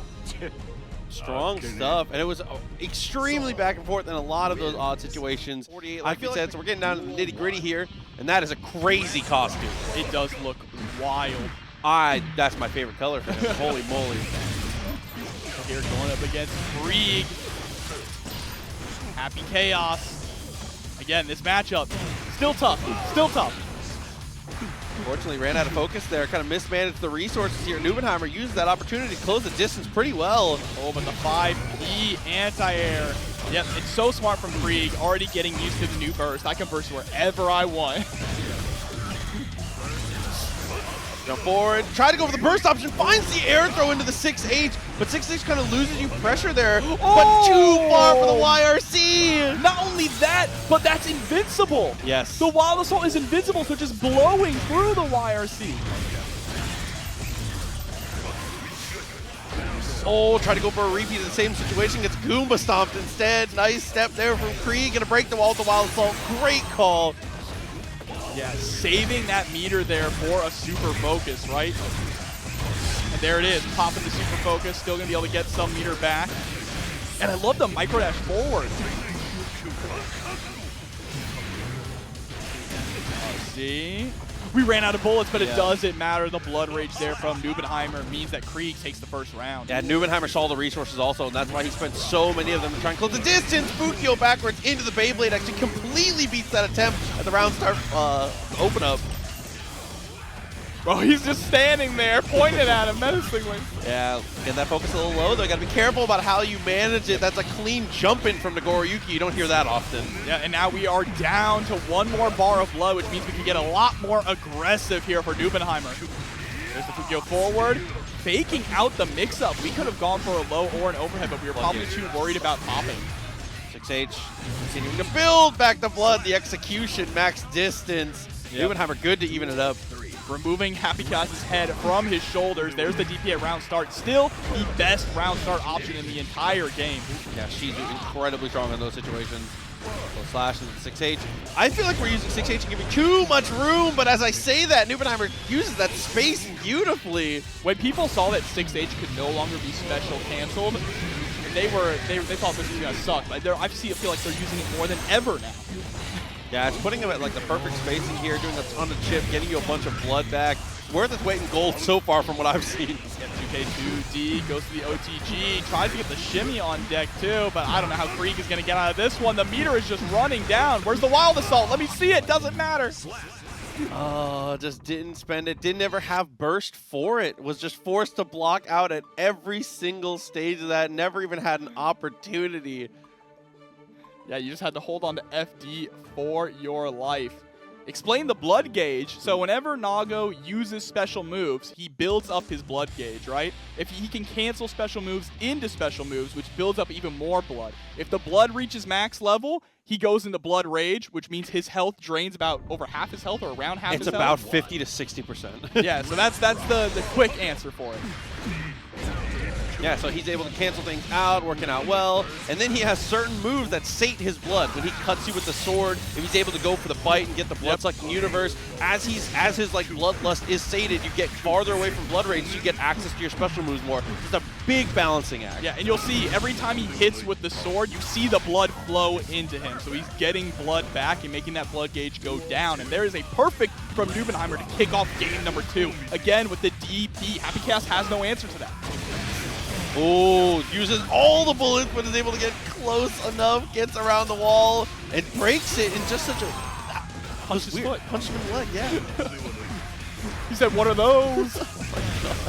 Takes the shot, gets the curse also, the bounce pass, working out well, Deus Ex. Yeah, reloading all of our bullets and getting another wall break into a hard knockdown here. This round is looking all Kreeg. Uh-oh, but that one counter hit could change things. Never mind. There's the blood rage. Immediately gets the throw. Knew he was going to die there too, so went for the double Fukio forward to try and get into a situation where he can make him block the blood pop in a safe way, but it does not work out. Good burst there from Kreeg. Kreeg is like choosing to use the burst way more traditionally than using the new mechanics, and so far it's been working out. I think this is the second Happy Chaos player we've seen opt for that, and it's been looking good. Yep, and there we go. Super focused now. Gets flipped out of the skies there with the 2H and hard knockdown on the Wild Assault. I think we wanted a little bit more off of that, but it's all right. We have the corner positioning now, and we hit with the overhead of that DP. The second hit of the DP being an overhead is huge. Yeah, the blood. Doesn't really have any special moves here. Has to go for something! Wild Assault, max distance! He's dodging bullets! Holy moly! Just powering straight through them, and Nubenheimer goes up 2-0 with a huge call-out. I think that the big bodies having that invincible Wild Assault is absolutely insane, right? Just being able to blow through at those certain distances to close the gap and get that guard crush, it's crazy. It's crazy, and it is worth it. Especially when he's in a situation like that, where traditionally having that much blood at that spacing, you're feeling really at ease against Nagoriyuki. You know if he goes for any special move, he puts himself on the clock. Wild Assault is just like the fix-all to that situation. He can Wild Assault and Blood Rage? No, I'm just saying, like, No, right someone in chat. Oh, can he? That's crazy. That's absurd.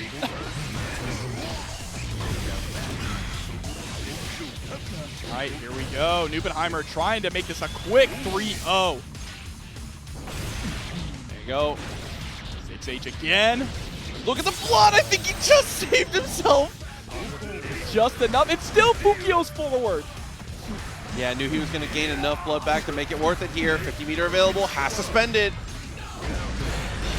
Look at the way the blood gauge is in a tug of war right now. Now it's Kreeg's turn to try and bring things back, but getting a little too cheeky trying to go for that shimmy, and it's going to get chipped out. Yeah, she's doing the Beyblade. It's a standard block string chip. If you don't have meter to be able to hold it out, you can just run the rest of your pockets in situations like that, and off the counter hit all the way to the wall and forces the burst. It's kind of crazy when you think about it now that when you're at low life, if Nago has the blood, he can just put you in constant 50-50 by canceling the special moves over and over. All right, 5D is going to get blocked. Beautiful throw tech there. Immediately taps on the 5K. But wow, what a block from Kreeg. RC forward to try and make him block the blood pop. It does not work out, and that's what we were talking about. When you go into blood rage, you saw all of that life drain as he's getting comboed. Let's see, is Kreeg going to be able to stay alive, or is this where he gets sent to losers? Close. 2 blood with him in the corner. Couldn't be better. BSU party time finds it again. Oh, and faking out the overhead. Already disgusting. That kind of situation where you actually don't have to spend the blood to go for the low, right? Yeah. That's scary. Okay, BedMan players we saw. The BedMans are starting to fade away, and the Happy Chaoses are starting to come out, but Macho coming through. with the Doomer character. Oh, listen, the black and white Zato dog picture has been passed on. A lot of people are saying this character is done for. We'll have to see as time goes on. Macho looking like he's still a believer, but getting shot up for it. Yeah, I don't know about this one. I mean, of course, he does have the ability to swap places with Eddie now with Break the Wall, but one of the biggest things about Zato is that Eddie comes back much slower now. Yeah, you can't BTL burst or YRCs now either. Yep, which is terrible. Devastating. Oh, and there's Jonathan in the chat on cue. Oh man, put him through the wall though. Good situation. 2S, not gonna work out. Goes for the jump, but gets immediately anti-air skeet shooting, we'll call it. Oh, but there we go. The PRC forward to just shut down the curse toss attempt. Okay, after 2K, good decision making there. He's able to take the round here. Macho fighting it out for the Zato bros. Ooh, and a nice confirm to the wall, but there's the burst. Still in the winner's side too, right? That's an important thing to note. Zato still hanging with the big leagues here. Able to get the throw, pick up there off of the Amorphous, straight into the sword. Okay. What's up, Zato bros? I thought you said he was bad. Puts away, wild assault. Oh, into the high-low, it turns into a command throw. What a great decision here. Macho taking the game down. That was a nasty situation to be in. I think Wild Assault with Zato is going to be kind of wild going forward. No pun intended. He won one round, and the first message I saw in chat was nerf Zato again. Y'all are just unbelievable. I agree, bro. Nerf him again. Actually, no, I can't say that. I feel bad for Xrd Zato players. They didn't deserve what they got, all right? Let them eat a little bit. Let them eat a little bit. Oh, God. All right, show it again, though. See if Jack can do a little better job on this one. Macho, I liked what I saw from Macho here. But again, other than using Wild Assault to close the distance. Oh, goes for the double push block, shuts me up, trying to buy some room. That was all of your burst, too. I wonder if you were just better bursting in that situation. And here we go. Yep, wall broken with the Wild Assault. Hard knockdown for Jack. Okay, a casual stroll. Bro, two-stepping on him. Had no resources to fight it off. You just gotta hold it. Bro's got him in the infinite. Now Macho's got Jack up against the wall here. Throw, yeah. As good as it gets here. Breaks the wall with a hard knockdown again. Sword on deck. Sword is more important than ever because we need to get little Eddie back now that the time he comes back takes long. But there's a perfect from Macho, keeping the Zato dream alive, trying to go up 2-0 against Jack. Little shift from the night there with the normals around start, trying to get aggressive. Holding that FD and just immediately slaps the clone. Oh, pushing into the invite hell, but we're just going to avoid danger altogether by air dashing out of harm's way. Set through the wall with the Deus Ex Machina for sure. Reload all of those bullets. It's interesting how Wild Assault and Super has to make Happy Chaos think a lot more about how to break the wall too, right? Ooh, good defense. YRC in response as well. I'd like to see a Zato that can dish it out and take it. Oh, had the drills in that situation. Very nice. After the unsummoned, still had it when the YRC came out. YRC is like the bane of this character's existence right now. Over the 2S into the Wild Assault. Unfly, empty low. Rock came out. Jack does be brave. Straight underneath it. Putting away the gun. Just attach Zato with the 2P. Still not enough to get the kill. Not killing him is huge. But you have to SD everything. What a 6P. This is huge. He's come through. Burst comes out as well. Oh, Goomba stomped right on the head. Jack gonna tie things up 1-1 as Neutronics comes through with the 13 months.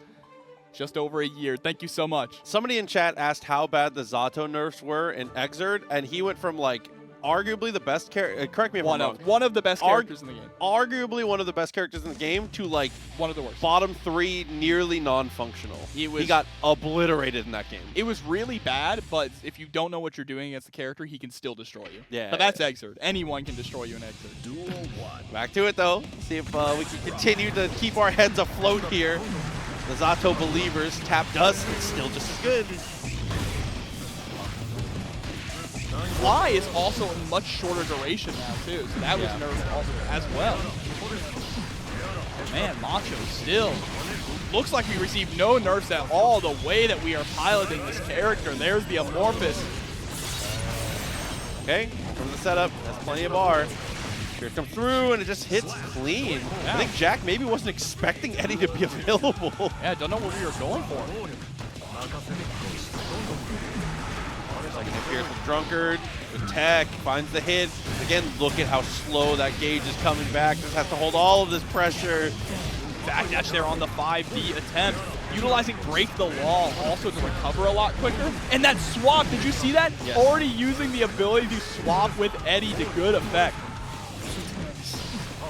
I think once Zato players play around with that move a lot, it might be understandable why he's gotten some errors. We should get Eddie back faster and pause. Shut up. Make it the normal speed. Nice burst. Okay. Away, hops over the curve. Okay, a little wipeout action. Gets to jump over the curve. 5D. All right, there's the 6P. Tries to go for the close slash. Oh, Wild Assault and the pressure with no Eddie there. That was all Eddie-less.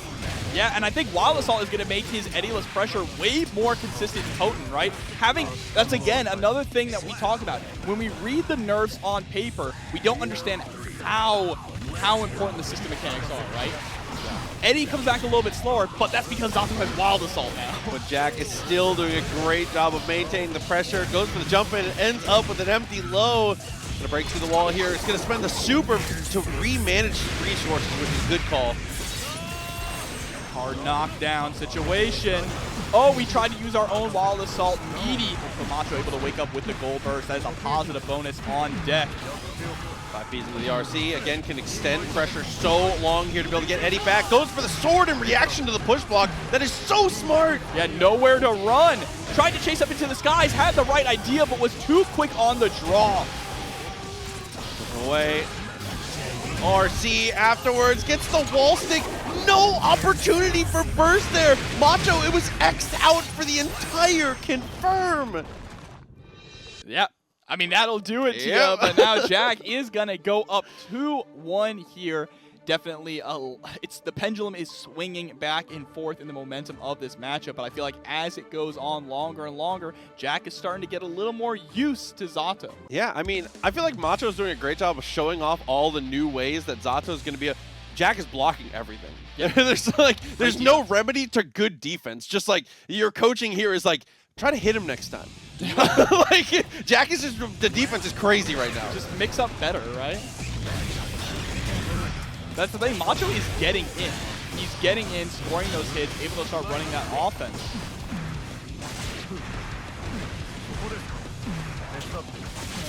Okay. Ooh, actually confirms there. The frog was already on the way. Good stuff here. Nice jab to check Eddie, though. Yeah, checking Eddie is more important than ever. Look how long it takes this little guy to come back. Ages. Still okay, though. Stuck to the wall. Might as well shoot him up. Have 50 meter already, so there's no point in spending some of your burst for a Wild Assaulter. Take your damage, and No, now you're not okay. anything will do it. Yep, just play the zoning game. There you go. Doesn't matter. You have to FD literally everything. You have to be picture perfect on every single dash FD.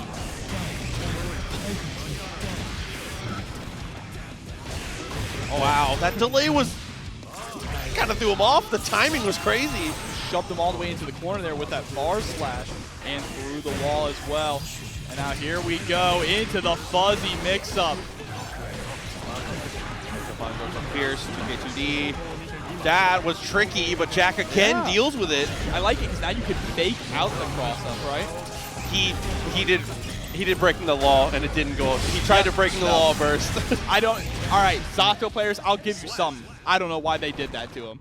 Break the law should still go under first. That guy held his breath and was on his way underground, and it didn't, and it still hit him. For some, justice is blind, just like Zato, right? Anime zoners usually are pretty good. Sometimes they're bad, but like I feel like on average, anime zoners are pretty good. But we get this. Okay. Whew. Top 8 qualifier, Dende versus Papple. If Papple could come through in the first TNS of Season 3 and score a win, That would be a huge W for Faust. Yeah, Faust stocks rising. Dende Rising exponentially. Dende's a tough draw, though. Nice teleport in for the command throw. Still keeping the pressure up, even with the IBFD. Just run away. I'm out of there. Bro, he's running back and forth like a cartoon character. Oh, bomb came through. Kind of a weird situation. Taps the dust anyways, though. Nice follow-up. And should be able to take the shot here. Dende, good call.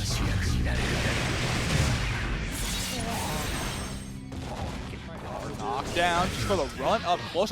Wow, the audacity to go for focus right in his face.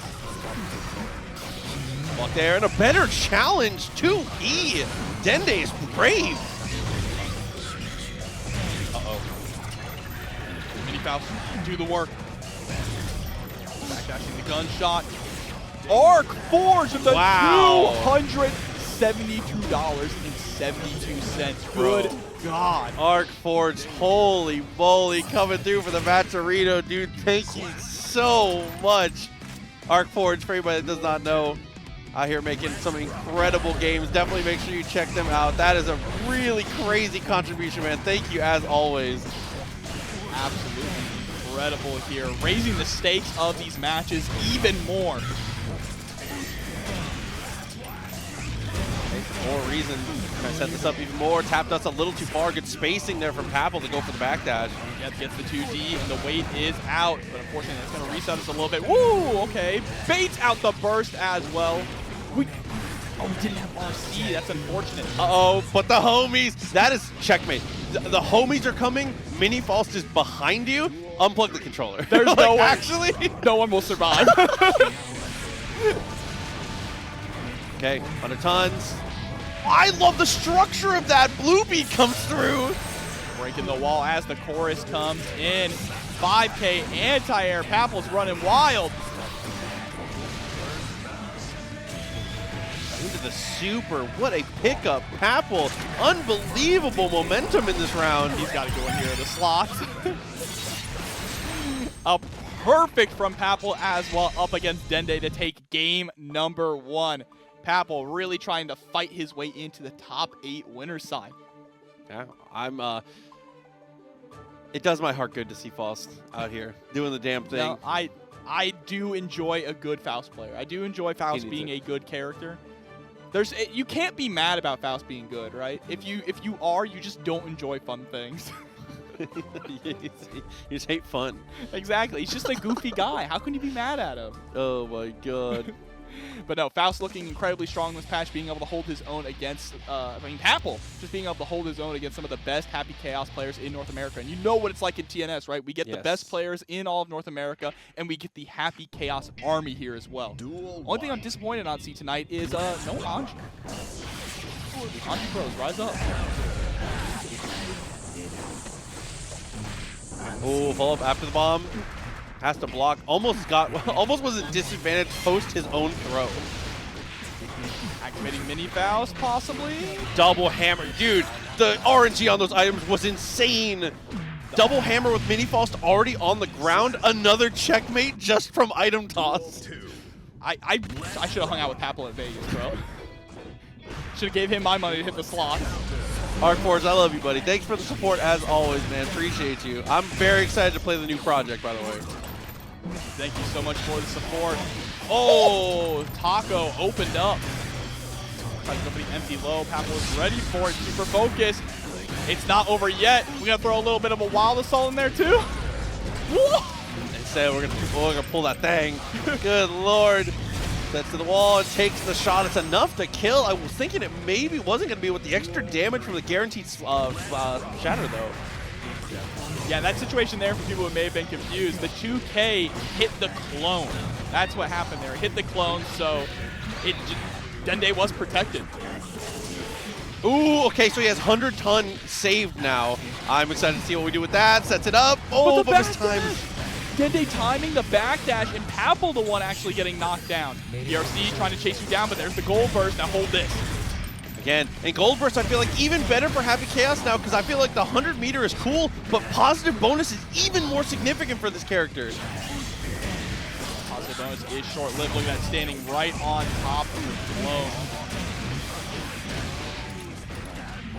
Okay, gonna confirm off of that. Finds the high. And is gonna continue to go for the wall slump here. That's a dangerous prospect because of how much burst he gets back. Exactly. Look at that, nearly full burst, but is it going to matter? Will this kill? I think you're gone. Yeah. Absolutely. I mean, once you get wall slumped once and you have an opportunity with half your burst, I feel like it's worth the gamble to try and go for a push block or maybe a reversal wild assault. You might as well spend it with instead of just kind of like hanging out in like a happy cast wall slump situation, right? Yeah, I mean, it's so difficult. That's the thing about Season 3 is you have so many options now that there's just so... You have to consider so many things, right? You have to consider, too, against Happy Cast. Is he going to try to go for a gunshot? Because if he goes for a gunshot and I push him, I'm getting hit. There's no dive kick. Finds a command throw off of it, too. The strike has been working out. Time to lean into the throw, he says. Get that Afro on deck. Talk to him. That double JP was so sick. And I like going for the command grab there because you know that the mini Faust train is coming, right? It's good, though. Without. Lost workout. Still alive. Already a bad super. Even worse now. That's all right. We have such a huge advantage here, and being able to cover your command grab with the explosion of the Afro. The narrator said it the best. Perfect. Ooh, 5K. Back guys run start. Force him away. Oh, Happy Chaos, the one to summon the homies, but a reversal throw, the back throw into the wall. Gonna go for the OTG. Instead, he goes for a... The item gets Meteor. Why would... Yeah, the gall of Dende to press against Meteor. That was insane. Said, you know what? I don't care. Dashed up, 5D, very nice. The reload rolls through. Oh, PRC catching that tall character. And now getting sent straight through the wall with the Deus Ex Machina. Gonna refill all 6 of those bullets.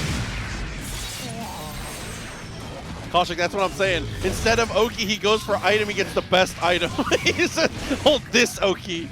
Jesus, bro. But the RC forward with the 2S. Dende does it again. 1-to-1. Super important swing round here. All right, we're spending the burst early, though. We want to create that distance. We actually... Wow, okay, gonna get the full pickup there. Not gonna break the wall, which is massive. Now has the bomb in the corner. Yeah, you can't hit it back. Oh, okay. Clone actually absorbs the Farm Class. That's crazy. He dive kicks the clone and then mixes! Yeah, utilizing that hit to special cancel. What a fun idea there from Papple, but trying to chase down Dende. 2K's gonna connect. There's the burst. Now back to square one. And that clone is just so hard to deal with, right? Papple not too sure how to approach on him. Yeah, and it's not like you can just rely on... Against a lot of other characters, if they sit full screen, Faust just kind of throws items, it doesn't care about it. Happy Chaos not on that list, but that throw is going to kill! Absolutely, which puts Papple up 2-1 now. In such a compromising situation as well. Dende was sitting there, had corner control, had 50 meter, but Papple was just ready for the one opportunity, threading the needle there with the throw to get the advantage. I think it's an important thing to think about, though. We were talking about Faust versus the clone. I'm not sure what he has that can break through it and potentially threaten afterwards. I feel like he has to go for something like he did. That dive kick into the mix was really slick, and I think overall, like, going to be a good concept moving forward as we try to get around it. I mean, 2K is good because it's multi-hitting, but still, that first hit, that stun you get on the first hit, like the delay of the hit stun, could get you blown up by half. You also got to get close enough for 2K to be effective. He has to be right next to it. It's a lot to take in, but Papple doing the math on the fly, working out so far. He gets half the life off Dende already. Yeah, and gets the burst, too. And yes, he's trying to go for that 2K, but there is a little bit of hit stun when you hit the clone. Uh-oh. I mean, okay, we'll take it, I guess. Oh, none of the kill, though. Doesn't go for the wild assault either, so we're going to be back to neutral, but the dive kick afterwards. And he mixes just far enough away to where it's not a block string, and Dende tries to take advantage. Yeah, walks right into it. Papple is sitting at set point now, threatening to get into top 8 winner's side against Dende. Comes out, threatening with 5K, double jump to get out of range, but it extends just a little bit further with the bag bomb. Goes right into the gunshot here. Gold burst is going to get blocked. All that burst gone for Papple. We still have meter on deck, though. We go for the scarecrow. Again, though, all your resources spent to get no steps forward, right? Yeah. Dende just playing this runaway game, this keep-away game, which is working out really well at the moment in this round. We are dive kicking, holy moly. I mean, we have positive bonus, right? So why not back that? Oh, and dash over was just a little bit too far away. Tried to go for the throw through the clone. Dende might be able to even this up. We'll have to see. Burst is available on Dende's side, but again, dive kick, mix has kind of been the answer so far to the clone.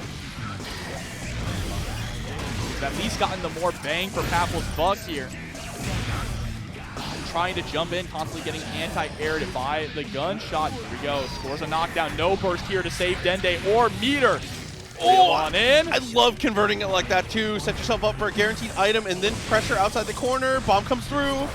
Oh, PRC Scarecrow to get in. Aggressive burst. Papple is so close to taking this mix with the wall break there. It is. Papple qualifies for top 8 winners side.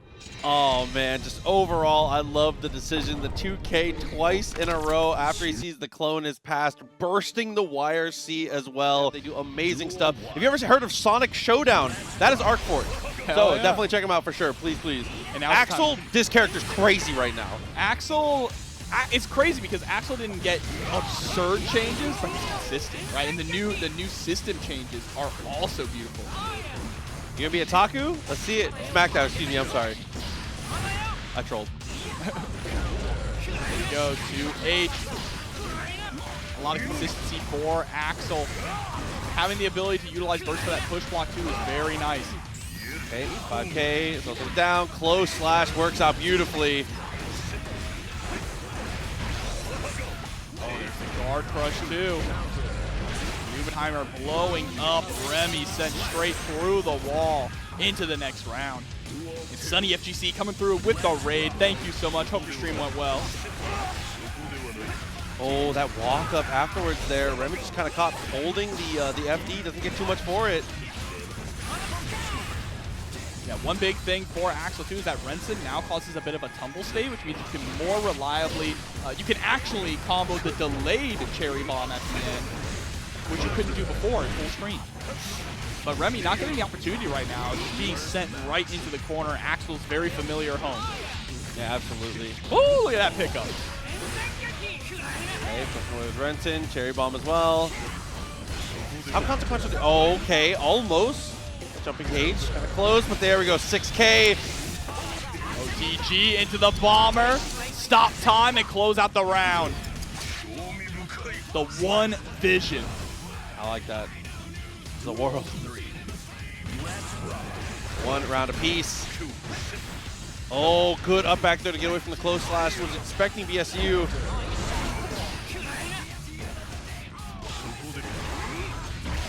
Coming through. Wow, yeah, blowing through your 2P attempt. 2P was also sped up for Axel, right? Which means it's a much more consistent poking tool. That's what I was going to ask, is how you feel about 2P in general right now. I think it was always a solid poking tool, so speeding it up was pretty nice. God, Shizu also, we'll call it a poking tool. Good God, what a starter. A lot of damage down at a pixel of life now. Guess, Remi. And guess is right every time, so here we go. This is what you've earned from it. Oh no, but the 2K just sticking out the leg. Remi had the opportunity there, but you know, that slight screen freeze when the mask comes back on, you have to stop in your tracks. Yeah, it definitely puts you on skates for sure. An odd situation that you have to deal with. I feel like that is like one of the most frustrating things in fighting games, is things that freeze the screen. I always am forced to think back to Yang transforming in BB Tag. Oh my God. The freezes are so tough to deal with. All right, JH trying to go for those instant overheads. Oh man, what a pickup from Nubenheimer. He score that hard knockdown. Triple slash series means we get some blood back too. TD, push him away. Pretty much every single 2K 2D, if Axel wants it, will always result in full screen. Ball up on the Renson. PRC's forward and then slows things down a little bit here, but Nubenheimer playing an odd spacing that's just working beautifully. I feel like he's always one character length away.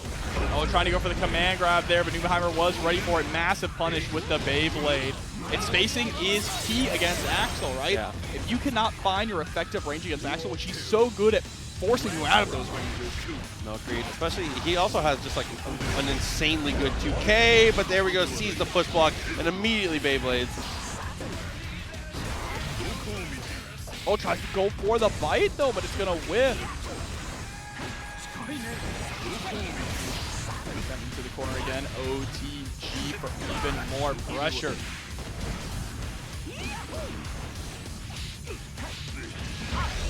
Oh, we were trying to go for a cheeky Wild Assault combo there. But we are going to be able to score the bomber into another bomber to get the wall break. Yeah, didn't have any way to find the hard knockdown here. Unfortunately, has to go back to neutral. 2-8's not going to work, but there's the Wild Assault. FTing for your life. Chip damage is a factor, but the overhead's going to do it. Yeah, I think that Nago is going to be unbearable when you're down to that last little bit of health, right? Yeah. And he's just going to dump his full blood gauge to try and mix you up. We saw that earlier, trying to go for that. Remi was able to weather the storm, but this time, unfortunately, getting hit by the very first overhead. Yeah, not a lot to really say there, unfortunately, once you get into that situation, especially because you have to be holding FD the whole time to not get chipped. Exactly. There's so much to have to think about in that situation. And then you're holding FD, so you're just going to go, okay, what if I just bite you? Yep. Wild Assault at round start to be able to get advantage. After being very aggressive. Oh no, just a little too high there to get the pick up on the command grab. Okay, close dash a little too far. Pass. Nice answer. Okay. All the way to the corner. Doesn't get much else of a confirm, but still. Yeah, pretty crazy they were able to blow up the double feed over there, right? BRC tried to go into the bomber. Oh, what a JH from so far away. Immediately combos. Yeah, PRC close slash forcing the burst out of Remi. Again, easier to burst because even after the close slash here, no worries of being introduced to Canada. Holy moly. Your back is up against the wall. I have blood to spend. Hold this mix-up. Hold these multiple mix-ups. Yeah, it just has become a positional battle. You can never get walked to the wall or your life is forfeit. Go forward into the immediate air throw. And that is dead. Neubenheimer takes it 3-0 over Remi to move on to top 8. All right, here we go, though. Like we said, time to see it. Soul versus Kai, the match definitely expected to get to see here. Dany, one of the strongest performers consistently online that we see. And it's the double denim matchup, too. Oh my god, they're both Canadian tuxedos. Bro, this is a backyard Tennessee brawl, okay? Tucon started early, gets the counter hit max distance. Love that with the DP, a third of your life gone, and is able to find mix-up, but great blocking from Dany. It's the just walk up throw casually into the heavy stun edge Oki. Kai just being able to push you through the corner like that is so scary now. Oh my god, what a backdash there. I think that Umisho was trying to go for the 5K specifically to stop some kind of shimmy like that, but it still works out. Yeah, really solid first round there from Dany. That buff bar slash and heavy slash already coming into good effect. Okay, the backdash there as well. 2K and 6H. Like the way we're structuring this pressure here at max distance. It's not actually going to need to get canceled and then gets the people's elbow, but Umisho fights out of the corner. Right there. Look how fast the bar slash recovers. It looks like he's actually canceling it into the stun edge. Throw, fireball, force the block. Gets a ton of real estate as well. The momentum, like you said, off of Wild Rush carries forward even during the tap dust. Exactly. And that was a lot of resources to be spent to open up Umisho. Let's see if it pays off. We just got to find that one extra touch. Edge on in, bursting through the Wild Assault attempt. Still have another Wild Assault open, but look, it may have gotten nerfed, but it doesn't matter. It's still good. Unbelievable. The fact that you can whiff like that and it's still, if it was the way that it was, Kai would be out of this world. You have so much time there. Chat, tell me it does not look like he is just canceling Far slash on he's whiff. whiffing it, so he can't be. That's how you know it's insane. It's so fast. It is such a huge buff for Kai, and Kai was already a decent character. You were told that Kai was bad. I don't think that Kai has been bad at any portion of this game. He just has gotten progressively even better. I never think Kai was bad. And that's true. Like, that's Go back to the VODs you've seen the whole time. Kai's been good the whole time. He just keeps getting stronger. And exactly what we said, chat mentioning it too, that 2 extra frames of Stun Dipper doesn't really do a whole lot, right? It slows it down a little bit, but it's still a very fast, low option that travels a good distance. Oh, DP. Jump in, nice damage. I like that use that fireball as well. Shock state to follow up. And then just checking the legs there with the 5K, able to close out the round.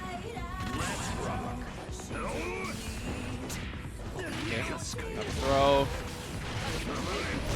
I think Dany expected that to cross up, actually. It looked a little funky. Throw, heavy fireball. Play forward. Catching the backdash there with the far slash. And then the JS. Optimize the combo as far as you can. Has the meter, gonna spend it. Yeah, I love not using Ride the Lightning to break the wall when you have them wall splat, right? Ride the Lightning is a great super for wall carry, but when you already have them in the corner, you might as well apply that shock state. Oh, okay. RC. This combo's for you, Z guy. Thanks for the sub. Appreciate you coming through, Z guy. What's the thoughts on Kai's Dragon install? I feel like it has a really low win rate because you have to use it when he's already almost dead. Yeah, so you're guessing for game with Dragon install almost always. My thought on Kai's Dragon install is that it's a Dragon install. You use it and you lose, right? That's the classic. It's been how it's always been in Guilty Gear. Bad. Oh my god. Well, I take that back. Dragon install is kind of nutty in Exerd, but the downsides of it, you know, just going into a state where you are vulnerable if you can't finish the job is too much to really go straight into it or to use it frequently. It's a gambit. Yeah, I mean, it's pretty good. All right. Why'd they buff Dany? I don't know. Someone's a fan over at Arxis, obviously. He needs it. Because Kai's going to be the main character going forward, so we got to buff him. So we're going to get the switch up to Happy Chaos, actually. Okay. Oh. We're going to go to the gun here. Unexpected for sure.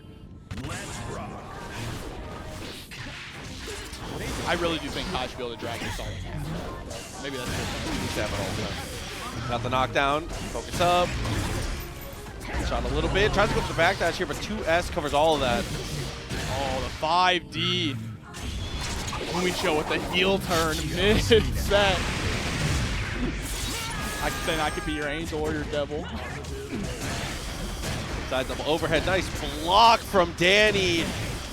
Yeah, now you have to weather this storm. BRC, reload in your face, dash cancel. Spend all the meter you want. I ain't going anywhere. BRC finally gets something, and now a small opportunity. Heavy fireball tries to steal the turn. Great jump from Umisho. No bullets left. This is where Dany has to capitalize. If you lose this opportunity, you're not going to get another one. First block is available. Gets the connection. Heavy. But the burst comes out. Reloads a single bullet. One in the chamber is all that we need. Didn't even fire it. All it takes in that situation. The threat of the bullet is good enough, especially with the clone setup as well. That was tough. Oh, but the air dash in with the JH. Trying to go for the shimmies here. I love the FD blinking that we're seeing from Umisho as well. She's trying to push Dany out for that exact reason, right? So you can get that bar slash or that 2-slash punish. Check your dash up as well. Focus, Dave's like Machina, reload those bullets and get that advantage.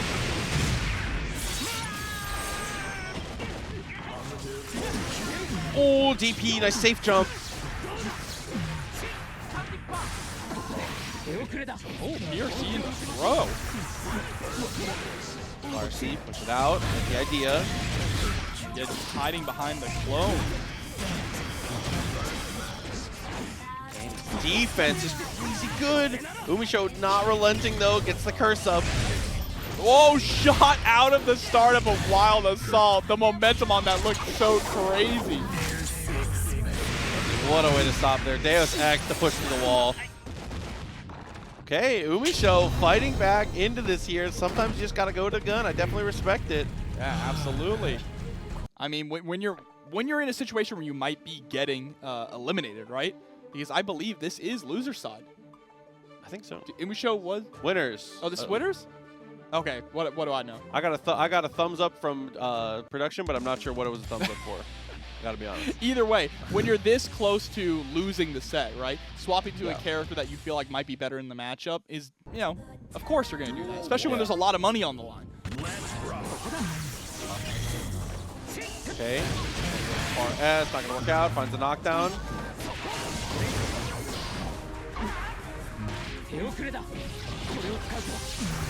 Heavy stun edge with the run-up throw. The knockdown.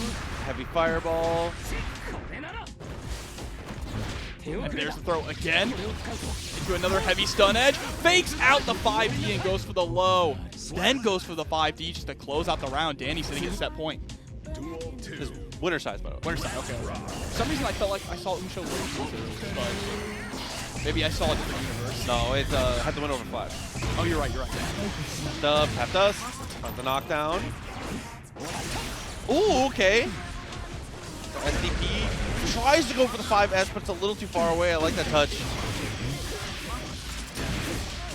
It's J6 Machina once again. Get used to seeing it. There's the hard knockdown. 50 bar, full burst. Yep, and immediately going into that zoning game. YRC is smart. Still has Wild Assault available here. Distance closing a little bit, but it's not quite enough. Takes the shot to push him backwards.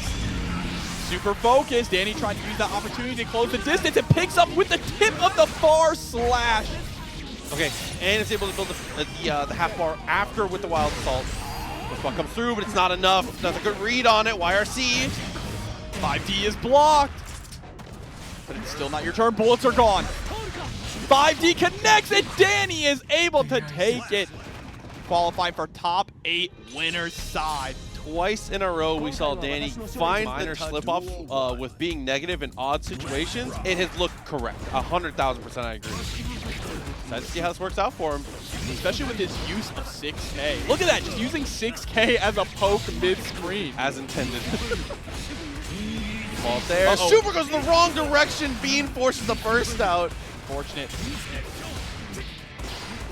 Bro, the way that he's utilizing card just in neutral. When I throw card out, I get blown up. When Rat does it, he's just zoning people all day. Gotta respect it. It's the throw. He not looking too worried about what Johnny's bringing to the table here. Rat's gonna be the fully charged dust, and we're gonna head through the wall with the Wild Assault. And this is what we were talking about, right? Johnny does not have a reversal that is not his super. So not having a traditional DP reversal means he's forced to block. And when you don't have a reversal against Chipp, it gets really scary in the corner. And we've already seen Chipp is very good at being able to deal with the push block attempts there, so finds the knockdown after the 2D. Yeah, and we've also talked about Johnny's biggest weakness is how much he whiffs, right? If he whiffs a button, he is getting blown up. Oh. So Chipp can easily capitalize on that. But he's also very good at whiff punishing there. You see he push blocks in a great spot and is able to get the whiff punish because of the distance he created. Makes a whiff there, but off the wall, Bean used it like an air dash and finds a knockdown. I wonder if that slash that we saw was maybe just a mistimed super. I think we wanted to go for the double fireball forward slash before he throws the card. Potentially. See, something down, is able to FD afterwards. Nice block on the overhead. This time it's attempts to go for the strike. This time jabs a command throw. Oh, you're dead. There we go. Oh, it's so cool. His animations are actually ridiculous. Yeah, that far slash whiff, see, so much recovery, even on just a far slash. Bean walking to the wall though. Go for the Rekkas here, a little too far. What a whiff punish from this guy. The overhead. Challenging there. Not the kind of trades you want, but here we go. What's my name, chat? Let me see the J's. Come up. Sets up card after that. Reversal super response. Bean, he says, what's my name, dog? Hit him with a maximum chip. That's the thing, though. That's one thing about Johnny, right? If he's throwing out the card, especially the way that we've been seeing Rat play, every time the card goes out, he immediately follows it up with a misfire.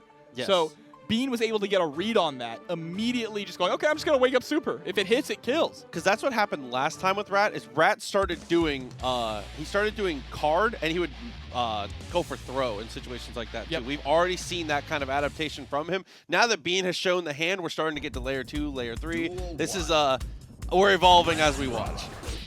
We'll see if we can call the bluff here. Gets the cross up. Oh, you're going all the way to the other corner. Never mind, we're mixing you up mid-screen. Oh, trying to go for that mid-screen mix once again. Delay on the Rekkas, not gonna work out. Oh, gets them both. Says you and your boy. Senga pushing you all the way back, but there we go. Reversal with the Beta Blade. That didn't work out. Gets the cross up this time. Burst comes through. Rat committing himself to fight for the round. Great whip punish. That's gonna be a wall break here. Immediately into the Girardi. Breaks the wall with the 6H. Didn't have any resources to get the hard knockdown. Straight with the sword. Solve, goes for the YRC. Oh, and the back throw. Set up card, absolutely. He had meter, he doesn't RC. Chasing him down, bro. The sweet chin music. Where do you think you're going? Bro, I was not expecting that to be the choice, but Rat makes it work. Great whip punish and great use of Wild Assault as well. Look at that. Breaks the wall. Half of your health gone.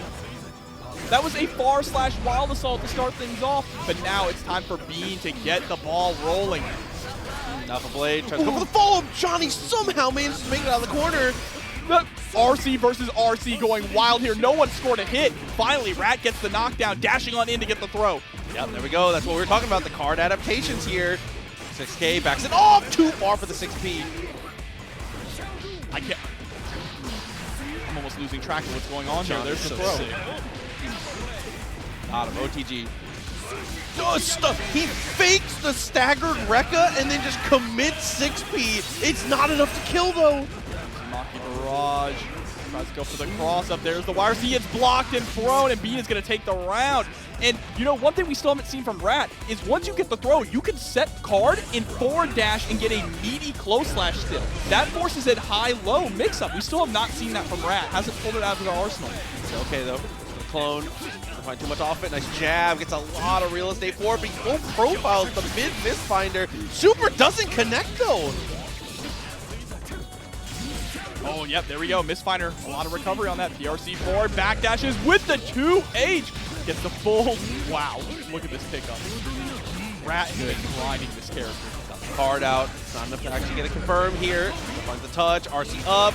Burst very late. Again, the burst change is huge. Catches there with the anti-air close slash. Close slash is also a great anti-air tool for Johnny. You know, it's in that same vein of close slashes like Millia's close slash, like Nago's close slash, like Sin's close slash, or Axel's, where it's just, it hits so high up. Dude, the burst change is, I feel like, the most radical thing about it, because I don't know that what other game has a burst that works in this way now. Strive's bursting mechanic is, all of your muscle memory for dealing with burst is extremely different now. Exactly. It's gonna mess up my exert burst. Oh my god. Game 2, though, already broke the wall. A third of your life. Johnny's damage so high in these particular hits.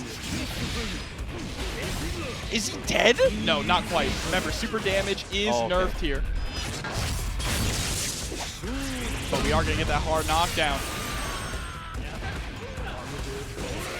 Bar build. Oh, he confirms it with the 5K for a perfect. He's playing Johnny. I swear, Rat has played Johnny in past games. There's no way you are this consistent already with this character. That or he's a big, he's big Umisho fan. Been watching the footage. This character came out Thursday. Low, 6K, pushed away. I like that 6P though, from being challenging in the right places. With the super. I didn't think I could be a bigger fan of Rat. But this is crazy. RC trying to catch you with the JK. Not going to quite work. Nice backdash, but Chipp is too fast. Oh, trying to go for the IBFD. Not going to work out there, but wasn't willing to give up his burst to try and win the round. So now going in with full resources. Grow. Okay, into super, good, confirmed.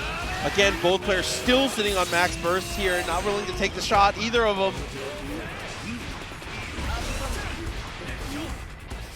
Oh, whiffs the throw. That's really unfortunate. We had to give up so much of that space, but that's right. She scores the 6P immediately into the Uzumaki barrage. Look how back and forth this match is going so far, Proxy. Max burst. Wild Assault. Gold burst has the positive bonus now. This is huge, but the trade not in your favor.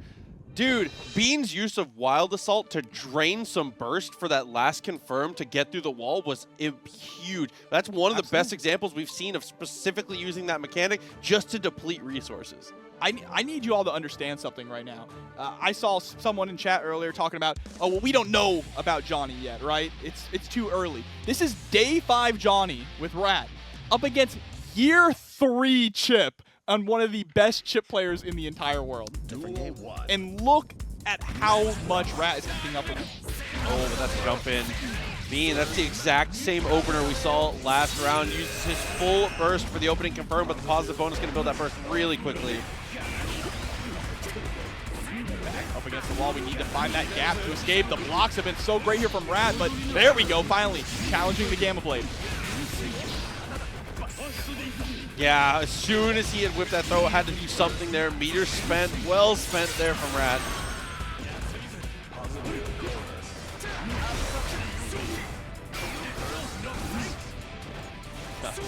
Just watching him have to block these situations out. BRC to try and get out. Nice jab from Bean. I'm not saying Johnny is busted, chat. I'm saying Johnny is good. He can fight, absolutely. That's the best way to put it. Oh, the card! He throws the card down! Jump over, still okay. Back a 1 into nothing. He finds a jump out again. Bean, an odd situation that he's just not quite getting the better of. Yeah, just trying to find that way in. There's the JD. Rat gonna spend the burst. No, and you don't get the opportunity because we use the Wild Assault. So smart there from Bean, locking out the option. And just an amazing block on the wire. See, good read on the kind of the pace, kind of the tempo here. Bean threatening the set now. Rat's Johnny has definitely been a fan favorite, but he's getting put to the iron right now. Here we go, set point. The risk gauge is red. This is gonna be a lot of damage, and the burst is blocked.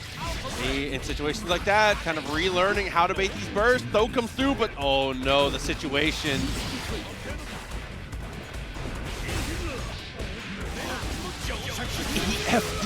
He IBs it, so it doesn't push away. It gets a full punish. And Here we go. Yo, Wild Assault comes through, but there's the back throw again. Doesn't go for the high-low. Instead, baits out the YRC. Bro, 4-2-P. Oh, and then the burst comes through, but Bean is so ready for it. Valiant effort from Rat to fight it back, but Bean is just a little too clutch. His juice now. Let's see it though. Into the match. We Happy Chaos facing off against Nubenheimer. Nubenheimer facing off against Jack. Round start, we win it right away. And again, Nubenheimer just closing this distance 1 little inch at a time. It feels so slow now. Yeah, but slow and steady wins the race, right?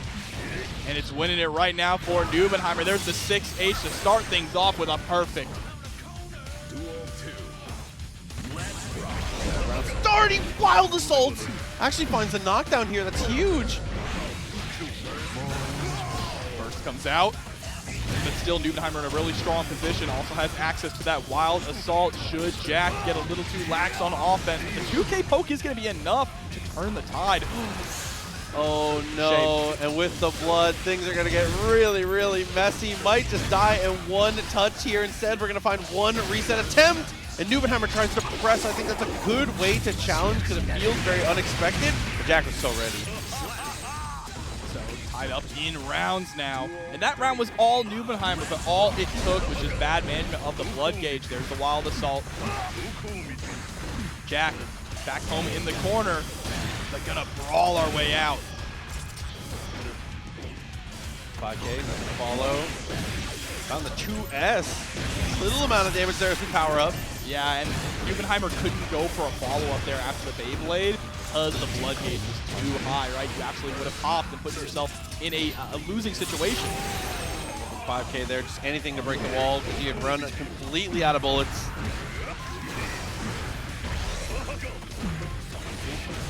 What a 2S is facing is perfect with the backdash BRC. Jack gonna steal away the round here, possibly. No, doesn't go for the... Oh no! A heartbreaker, potentially the burst comes through! Yeah, and I think that's gonna be checkmate. Absolutely nothing that Nubenheimer really could have done there. I mean, you did have access to Wild Assault, but you had to get in range for that, and Jack was sitting with a 100-meter full screen. Yeah, didn't have his own burst either. Had almost there, but almost is not quite enough to cut it. Tough situations, but things work out. Yeah, and I see people saying that Nago is so cool. I hope he becomes iconic. I think he's already pretty iconic. I think that he is, like I said, I think he's a grand slam. I think the designs of all the new characters in this game are very, very nice. Even down to Gold Lewis, I love all of them. Yeah, they knew Nago was going to be such a home run that they showed him in the announcement trailer and then made you wait like almost a year to find out his name. Yeah. And that knockdown, though, good from Jack. Flash ends up finding the cross-up, which turns into a throw. Layer after layer here from Jack. Nubenheimer looking for answers, but can't find anything. No, just getting smothered by this offense here from Jack, answering back with a perfect of his own. He gets round start and gets looking for walk up afterwards. Goldberg with the positive bonus.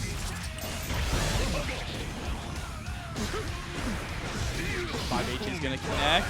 Guard break with the 6H. Yeah, that spacing that it pushes you out at. Bro, you're gone. Life bar, man. The 6H does so much. Want to confirm with the double close slash as well to keep the juggle high to get even more extended confirmed.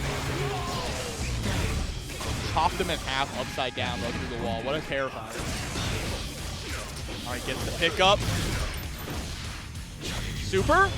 There we go, Deus Ex Machina. Okay.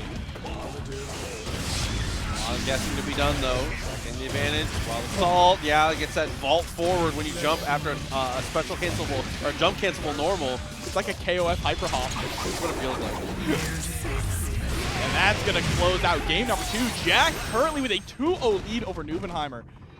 Pushing him to the brink, back up against the ropes, but this is where Nubenheimer starts swinging back, right? Nah, absolutely. I mean, Nubenheimer, he's known for these situations. Definitely not out of the realm of possibility here. I feel like you just have to do a better job of pressing advantage. It's hard to say this because he's sometimes getting kills off of one interaction, but I feel like you've got to be stickier. Like, you can't let him get away. A lot of the times it feels like he's getting Jack to the corner, but it's not resulting in the end of a round. And when we've seen Nubenheimer win, as soon as that back touches the wall, it should be game over the way he's been playing. Absolutely, but like you said, he's giving up too much space, right? And that space gives Jack more chances to make these comebacks. Look at that. We give up a little space with the 2H because we were going for a hard call to jump out, and now Jack gets to play the game. And that's part of the adjustment too. Like I've been saying, I feel like a lot of his stuff is pushing him a little farther away than he's expecting or used to. The usage of 6H again is giving up a ton of real estate, but there's just little adjustments to be made with it as we go. As Nubenheimer does a good job here after the Blood-Sucking Universe, spends the Shizu, and all the blood starting to get high. Oh, but that 6H saved us, Proxy. That 6H connecting was absolutely a saving grace, but Jack sitting at a pixel. Can he do it? He needs to find one hit. But look at the meter. Nubenheimer's resources. He's got a lot of resources to make this happen, but you need to be careful. Got shot, there's the burst. Scooped out of the skies, Nubenheimer staying alive. Oh, round start Shizu actually loses there. It's not quite the behemoth that it once was at round start. Still a great option, though. And there's a hard knockdown, half your health gone. All right, triple slash series, just get some of that blood back, right? So we have some more room to work. Oh, we don't want you going through the wall. Look at the resources that Jack has. That makes so much sense here. And specifically didn't do it with a wall splat either, so it finds the knockdown without giving too much back here. Tries to go for the high-low. Oh, that was so scary. If Jack would have RC'd there, that could have been the end of the round. We banked it all. We banked it all on the double Beyblade, catching the backdash there. NBNHMR putting a point on the board. What a scary situation. I respect that. High roller. Might as well go for it twice at that point. Like you said, as soon as you've committed to one special move, you know you're going to pop. You get one more shot. Beyblade's your best chance for sure, especially because it is a low. Again, it can catch people trying to jump away in situations like that. Exactly. And then if you put them in the corner, we saw that NBNHMR do it earlier against Remi, right? It's, okay, you're almost dead. I'm just going to dump all my blood and try and mix you up. Happy to guess. It's not going to be fun, but we'll figure it out. Shoots him out of the Fukio, though. Good way there. That's about as optimal as it gets there. He loses the blood for the Fukio, gains no actual real estate back.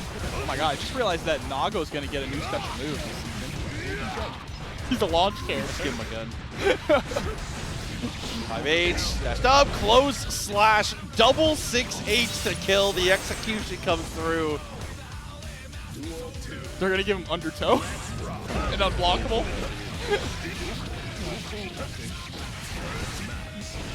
Okay. That push through the wall, half your life gone. Jack. And tough straights here as the Beyblade connects as well. The adjustments from NBNHMR and the way he's pressuring is crazy. The burst sends him full screen again.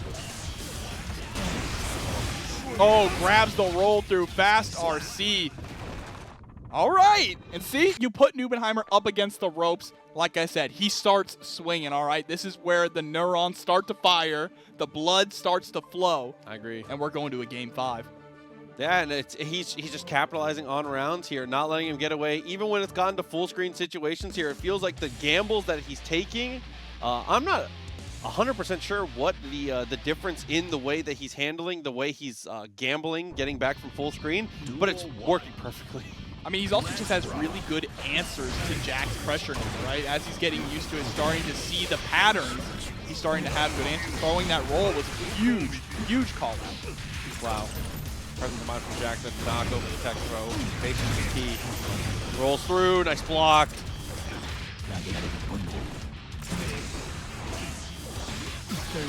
Gets tossed again. It's the OTG gun reload. Wow. Just so much pressure on deck. NBNHMR having a really difficult time figuring out a way out. Backdash didn't work, but you know what? Beyblade does. Jab there. Jack being a lot less committal in the way that he's poking out there. Instead of 2S, we're seeing 5P, stuff like that. Little adjustments. Close slash! Just catching Jack, not blocking in the air. Oh, yep, there it is. I was waiting to see that sometime in this set. Goes for the OTG. The blood had to go for the RC there. That was so smart. That far slash string there just to get the blood better and get the RC for the mix-up here. One more opportunity. There's no way that you can guess right every time in that situation in the corner, right? It feels unwinnable. It's not possible. It feels like it's checkmate. If he gets you in the corner and he has any blood left, it feels like you're dead. Jack, please don't hit a button. All right, all right, guess. Oh my god, Shizu, no cancel 2K! Yep, guess. It's wow. disgusting. It actually is just a guess for your life, and it just is never in your favor. He has full control, and the worst part is, even if you guess right, he still might kill you. Dany back up to face off against Papple. I mean, Dany, well, probably one of the most, if not the most consistent Kai players that we see placing in North America. Going up against the Faust master here, Papple. Okay.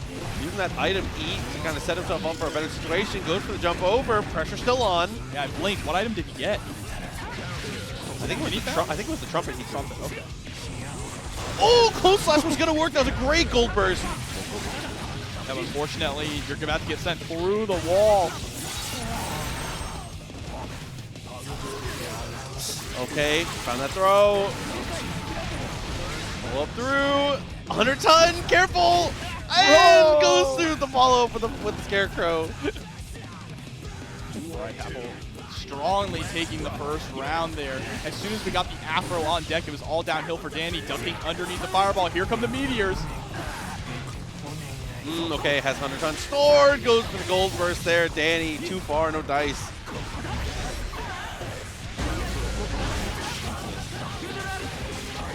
Bro, help. Actually, there's just no worse way to get counter hit too. It's like one of the best starters for Kai, the close slash. Oh, just out of the range there of the scalpel, so unable to get the full. Late RC baits out the throw. That's the special. Someone call a doctor. That's the special. Got his touch though. Some for Papple. Couple items to come through. Nice block. Gets the trumpet of his own. Dany got both of the items. The donut and the trumpet. There's the burst though. Aggressive burst to keep Papple in the corner. Block on that, but look at the brisk gauge here. If anything touches you, jumping H. No, your life bar. We call that the fear bar, all right? Oh, Scarecrow PRC into a low this time to catch Dany if he was trying to jump out of the command grab setup. Oh, we didn't get the drip forward. Yeah, that's definitely what we were looking for. Jump down, trying to be blocked in. RTL, I think it hit his leg. No, RC's up! But he's still able to get the back throw here. Papple in a dangerous situation. Afro is still on and lit on fire, but there's the burst. Oh, and 2S finally able to come through, catching Papple, getting Dany a point on the board. Kai's corner pressure seems comically less dangerous when he has a giant afro. I just was like not worried at all for some reason. Unconcerned. It's like, it'll be fine. Oh my god. Damn, first game down. And I'm not sure anymore how the layout is, but I will say that this used to be a very frustrating match for Kai. Yeah. It probably still is because both characters rose. I think they rose pretty equally, maybe Faust a little more, but overall, things working out so far for Dany. Yeah, everything's coming up Faust. But there's the 6P into the stun dipper. Tossed into the corner again.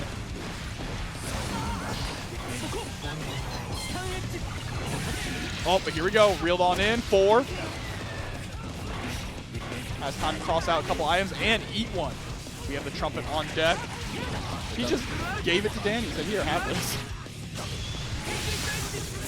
There you go. She came out. 50 meter available. Oh, can you spend it? No, the close slash beats out whatever that was. Reversal pops up, so Papple tried something on Wake Up.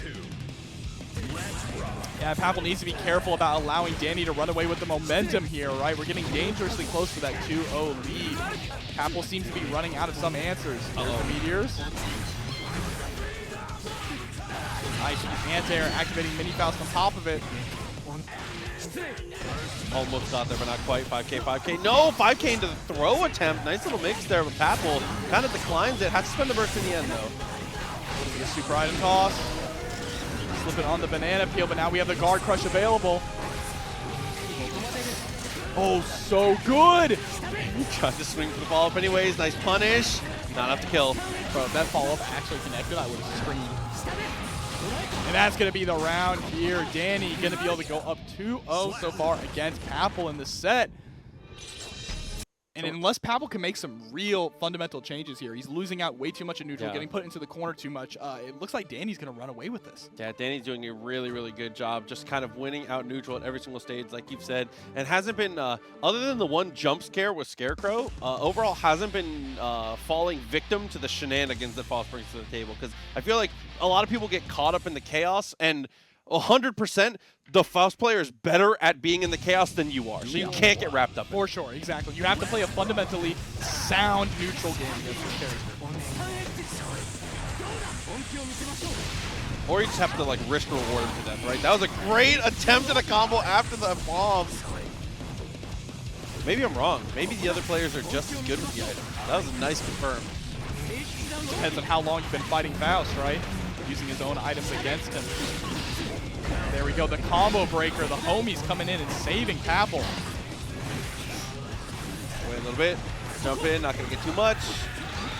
Jump in for the second time. Has the RC afterwards and opt for an item instead. All right, there's the burst coming out from Dany. Nice, challenging with a 5P. When he eats the banana, he should get help. Way after the 6P confirm, mix, not enough, even after the OTG. Oh, just flying, huge whiff of that J2K. And Rat coming through with the sub. Johnny is cool, Rat. I agree. You're doing work today. Fun to get to watch you. Okay, eats up the banana, eats up the trumpet. Oh, too far away from the 6-speed to connect. So Papple once again back up against the rope. Okay, connects. Far. Hey, counter hit on the flip kick there. Had to go for something. And he gets a throw on the landing. For some reason, that felt so sneaky, but there's the air throw from Papple. Turns things around. Oh, empty low with the fast RC. Bro, the cartoon noise when you hit the banana? With the Ed, Ed, Eddie. Wow, okay. Air to air with the dive kick. Again! Papple! Uh-oh. Huge corner carry on this. Squeeze the RC. Yeah, absolutely. Gonna break the wall. Not enough to kill, but this is huge. Yeah, but immediately overhead into the low. Papple still in this. There was so much going on. As Dany, I don't know how you... When I said that Faust players are better than you in the chaos, that screenshot of him losing there is what I meant. They were born in the chaos. Bomb blew up. Bag was on the way down. There was a mini Faust somewhere in that explosion. I don't even know if he got chipped out or if the bomb just hit him. The bomb bag, I should say. Jeez. I mean, either way, Dany succumbs to the madness for one game. Papple mounting a comeback potentially. Right, let's see. 6P is immediately going to force the burst out of Papple early on. And I think bursting super early is a very solid strategy, especially in Season 3, right? Because now burst is engaged, if you can get back from a wall break, getting that momentum is even more important. I agree, but also losing out on early wall assault potentially is there's a lot of math we're going to have to do on this. There's so much to consider in this game. So excited. This game is so good right now. Mini Faust, bombs, bears, animals, Another help bomb. me! Oh my god, just everything! What do you do there? Bro. You still get to play! Are there any, you know what, we need fan artists out there to do some Peacock and Faust fan I art. feel like the stream's gonna get banned because gambling's not allowed on Twitch, bro. It's not fair! Oh, but the 6P through the scaffold.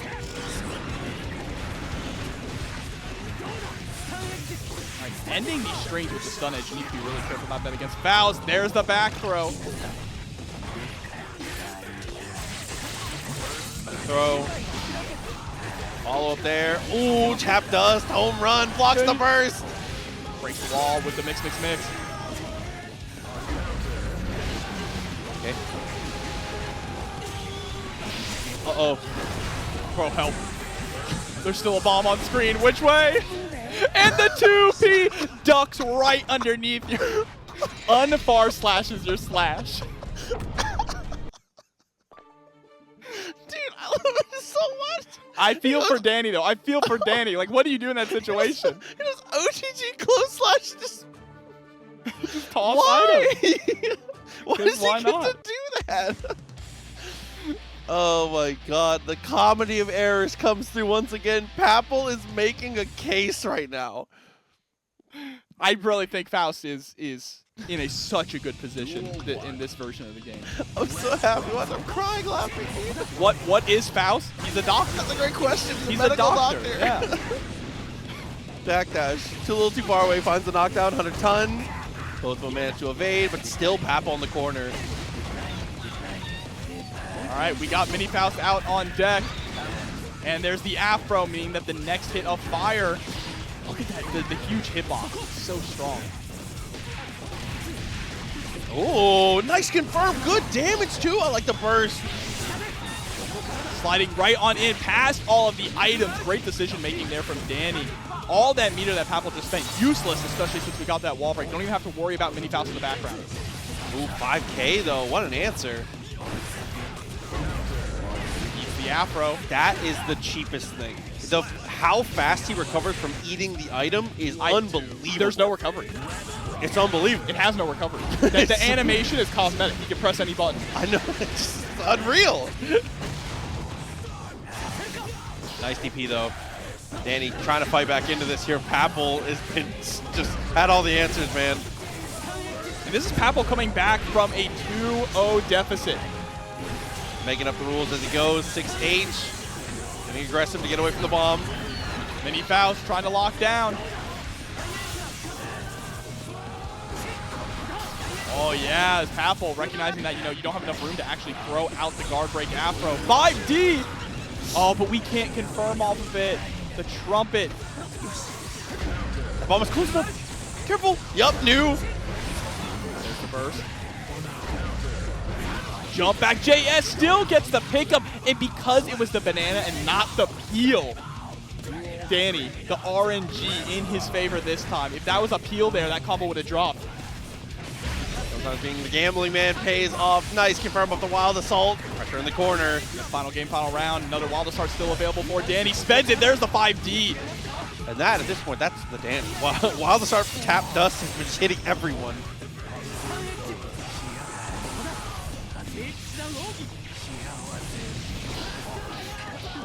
Okay, Papple fighting from his back here. Tap dust hits again! That's going to be it. Dany moves on in top 8 winners side, setting Papple down to losers in a hell of a match. A comedy of a match. He's good, dude. He's real now. He's a real character.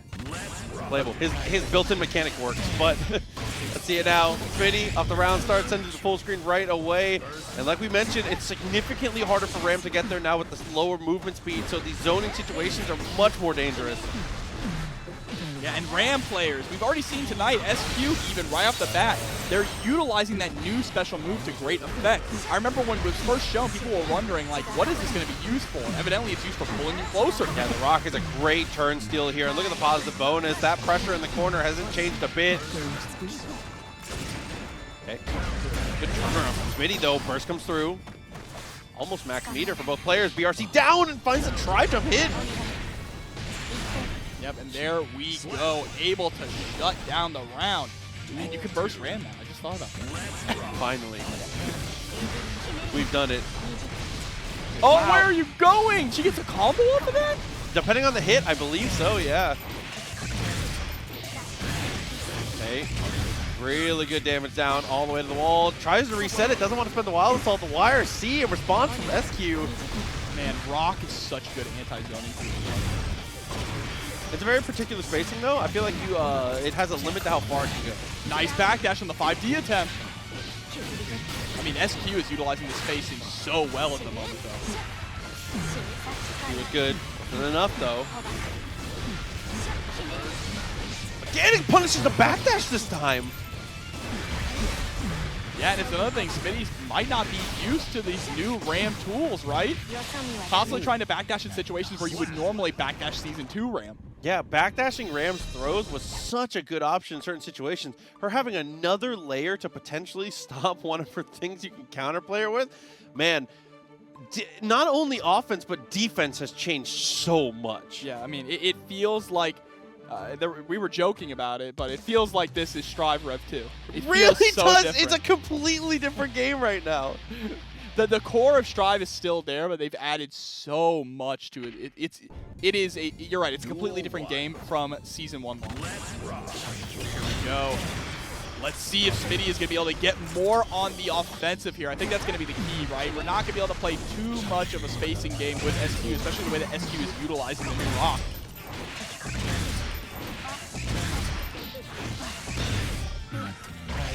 There we go, breaking the wall with the Wild Assault.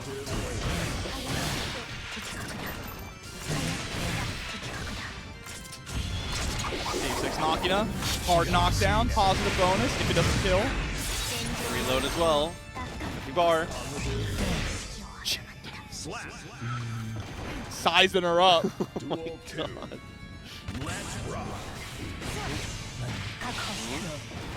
Throw. Oh, and just disrespects the block string. Not something you can really do against Ram, even in this situation. A hard knockdown makes it the Wild Assault again.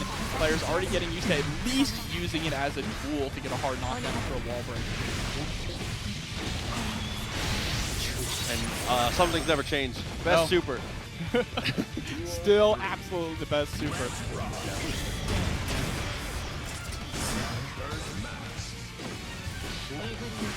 Right, pressure is still on. I think Smitty's just being a little too passive so far in the matchup, right? Being passive against Ram, she does have that solid range, and she can get in on you and start forcing you into these really difficult situations like we're seeing. Finally gets a good challenge on the rock there. There we go, does it again, especially in that situation. The no-look shot does get the hit. Gonna go for the Deus Ex, reload the guns.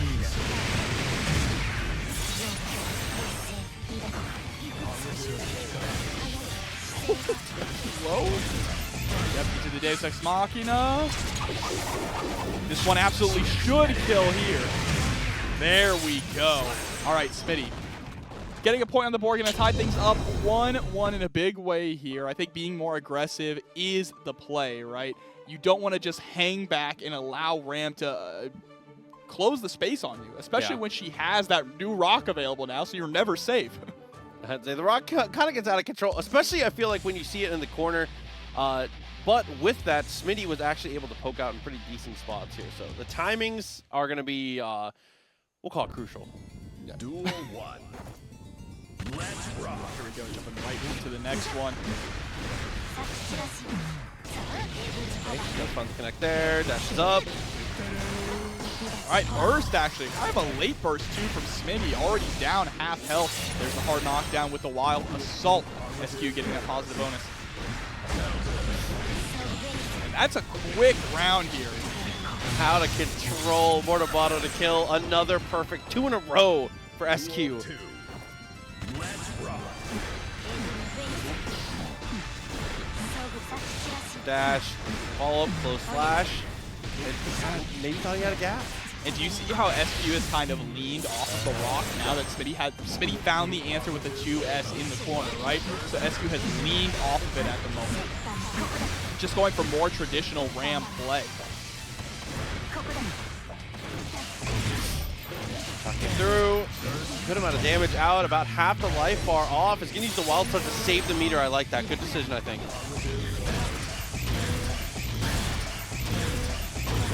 Back to season 1. Hey, reload. Why not? Chipping away at that mana, at that meter too. Keeping it going, and it's just barely closing the distance a little bit at a time. Taps the dust a couple times in a row. Neither of them find the hit though. Oh, empty jump, able to bait out the gold first, but no punish. And there it is, run up throw. Smitty gonna be able to close out a round. Duel 3. Let's rock. Okay, to the hot board. Playing the spacing pretty well, but again, Smitty just gets walked to the wall. Our curse, the leap back on curse there got us hit by the sword explosion, but we are able to get the back throw here now. YRC catching the back dash with the flow slash. Actually, low profile. JP was a little too high. Now, no, not going to go for a Deus Ex Machina there. Wants to hold on to the core position just a little bit longer, but now we're out of bullets. You have to make something happen. Oh no, back throw is huge. Left fingers on the rock. First timing though. Full reload, but we get the windshield wipers. Pressure's on. That's insane that we were able to get all of our bullets in the chamber. That's that nerf to Ram's dash speed now, right? Not being able to close the distance as fast. It's just all the way down. You know, stick a hand out. Good stuff. SQ. It's another one on the board. That's 2-1 right here now. SQ trying to stay alive in the loser side of top 8. This is the last opportunity here, and there is a lot of money on the line. I don't know the exact amount, but I saw all of those contributions, and it's got to be a decent chunk. No, definitely. Things are getting a little out of control here. And I think, me personally, I think it's pretty cool to see that Ram is still good. I like that Ram is still out here functioning. I don't. Okay, just me? Okay. All right, never mind. Move to the hop over, not gonna work. Does get the push away. And after the burst and the rock as well, still not being able to find much good blocks from Smitty. Yeah, Risque just cranked, goes for the RC backwards. Good optimization from SQ. Man, Proxy, I say what I say. Hold that. Reloads a little bit, takes a shot. Good amount of damage off of that. And it still has the meter. Should be able to go Deus Ex here.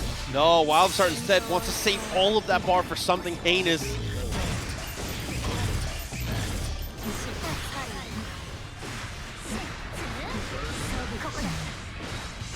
The D all the way around. Risque just cranked though. Finds the counter hit. Not very much for it. No matter though. But the headbutt. Dropped combo. It's not gonna matter even after the drop combo. I think it's gonna be just enough. No, still full screen. Hey, tap the dust once again. All these new offensive mechanics changed up, but it doesn't matter. The D button, still #1. Evil Wenster with the raid, by the way. Good to see you, homie. That was your birthday recently, I think. Happy birthday, man. Toss it up. I like the ideas I'm seeing here. Smitty, kind of letting him get the jump a couple times in a row. Those turns stolen. Being paid back in blood, though. Good confirm.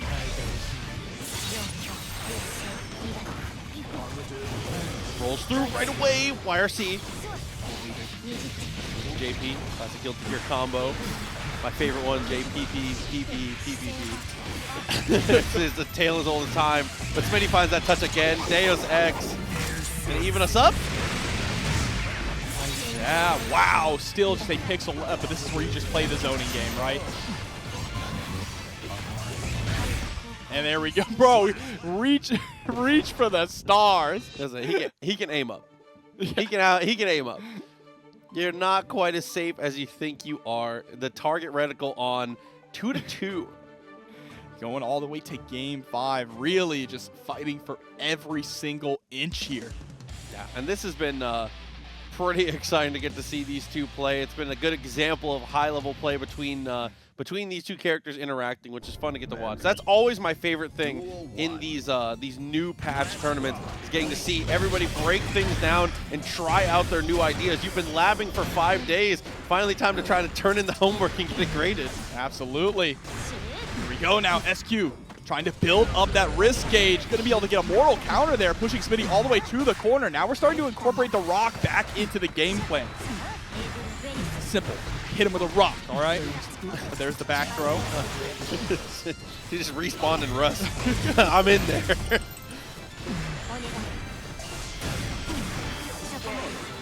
RC, not blocked. SQ taking space so aggressive. She is militant on the ground, dude. Yeah, some of the best ground normals in the entire game, right? Her mid-range game is absolutely terrifying. It's only gotten better now. All right, but there's the YRC. 5K to check Smitty. There's the roll through now, SQ. Now her back is up against the wall. Gets a lot of burst back, though, because of that slump. Dude, that was anti-climax. Threw the alley-oop to herself. Oh my god. The RC up was just felt unnecessary. I love it. Here we go. Spends the burst. SQ now sitting at set point. Smitty in the driver's seat at the moment here. Has all the thoughts to be able to break the wall. Instead, we're going to go Deus Ex. Wants to sacrifice the RC for the reload, potentially. Absolutely worth it. The Chaos doesn't necessarily need the RC for the mix-up. Okay. Oh, shoots her out of the jump attempt. You're dead here. I think you are, yeah, Deus Ex. Might be a little. Okay. Yeah, no. Even with the nerf.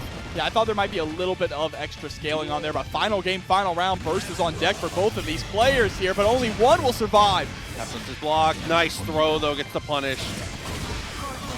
Gold burst, positive bonus, and a mortal counter to kick things off here for SQ. What a confirmed coast to coast. Oh, missed out, though. Still has pressure. Still has positioning. Gets whiffed, but doesn't get punished. Trying to tech those in Guilty Gear without 50 bar to RC is such a huge risk. Absolutely, but look at that risk gauge, speaking of the risk. Oh! She blocks most of it, but there's a throw. Trying to block for her life. Jump, tries to jump out of the 5D attempt. Swap sides. Smitty still has burst on deck. How is he gonna spend it here? Runs up, takes the long stroll, there's the throw. You wake up pressing 2K. That poke burst gets spent. We're down to the wire here now. But Smitty still has that burst in his back pocket. That's going to be the real difference maker here. Oh, the rock! It's the back dash burst, come through, full screen. Red light, green light in full effect. RC forward, catching the backdash with the 2S. It's still not enough. The rock didn't work. Throw a sword. I think that was sword toss. It's still okay! That was 100% sword toss, and we ran out of meter. That is a tragic miss input there. It's gonna be so bad. Ooh, okay. Maybe doesn't want to play it into Chipp specifically, potentially. Take care of the presidential hands. Taking a page out of the Umisho playbook, huh? I mean, I do think Chipp is good against FPS, for sure. I agree. And adding the new system mechanics, even better. Oh, okay.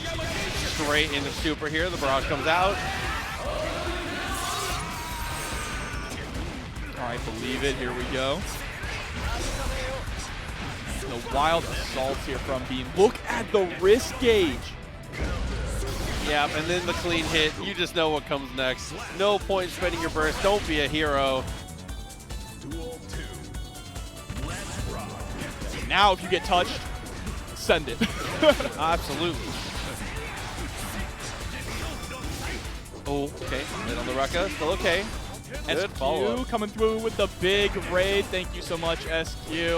So sorry about the way that ended. That whip was tragic, but hope you enjoyed yourself. Thanks for coming in. Yeah, definitely hope you had a good stream. Always a pleasure to watch. See you next week, hopefully.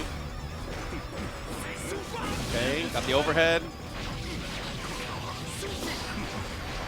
Corner here, 50 bar. Has access to the wild salt as well. Bean gets the hit. That'll do it. Game number 1 in Bean's favor. I'll never get tired of the Chie stomps. Every time SQ raids. It's a great emote. No, it definitely is for sure. But working it out. Good to see from Bean. Dende might see a swap here. That was very convincing from Bean. Not to say... Yeah. I don't know. I think it's going to be even more difficult, though, if you make that swap to Happy Chaos. I mean, Happy Chaos is probably more comfortable for Dende.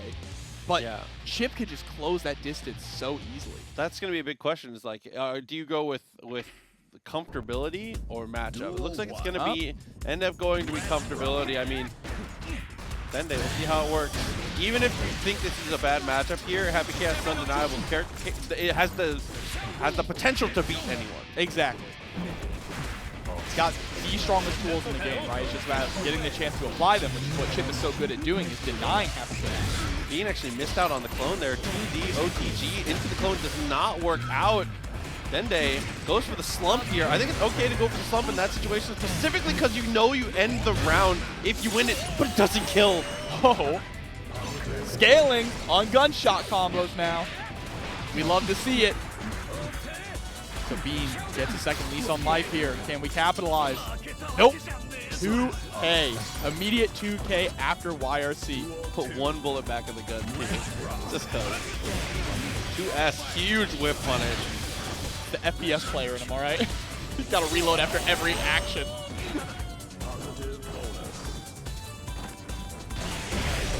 Again, 2S wild assault this time is going to be the way we follow up. Burst comes through. Look at this, just standing on top of the clone, but Bean recognizing when the clone was immediately going to disappear. Cross up, finds the headbutt. Good amount of damage off of it. Actually doesn't get too much because he hits the ground pretty early, but it doesn't matter. Call it a reset.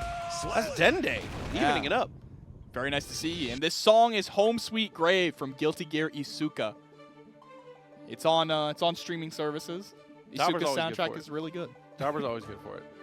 Chad, if you ever need the name of a song, definitely just ask in chat, and Jobber will get to it eventually. I listen to a lot of Guilty Gear music. Respectable.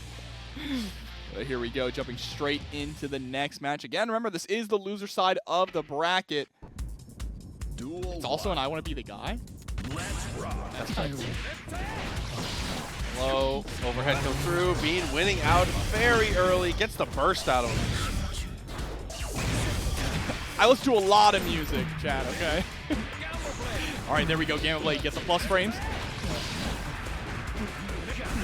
Trying to go for the overhead there. Multi-hits, too, with the JP.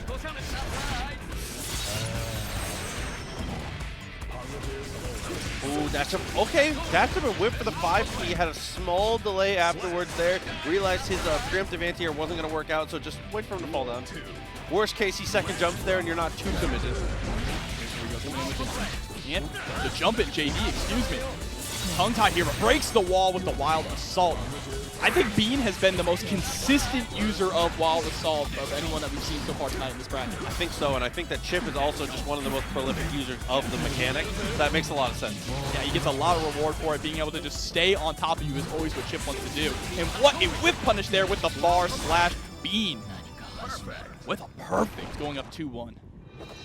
Jeez, and that is just blink and you miss it type of games in situations like that. You love to get to see it. Cloud, I did follow you back on Twitter, and I haven't seen Tong yet. Well, I saw him for 1 second actually. The first thing he said is I saw him for 1 second. He told me I looked like a green screen, and then we got on stream. That's all that has happened so far today. So I'll talk to him again in a minute. That's my interaction with him so far today.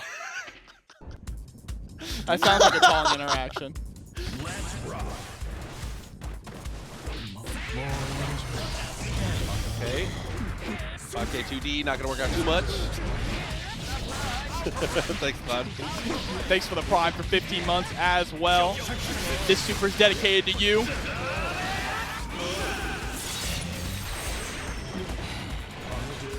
Okay, same side, a little bit of trouble. Counter hit 2D, that's the money for Chipp.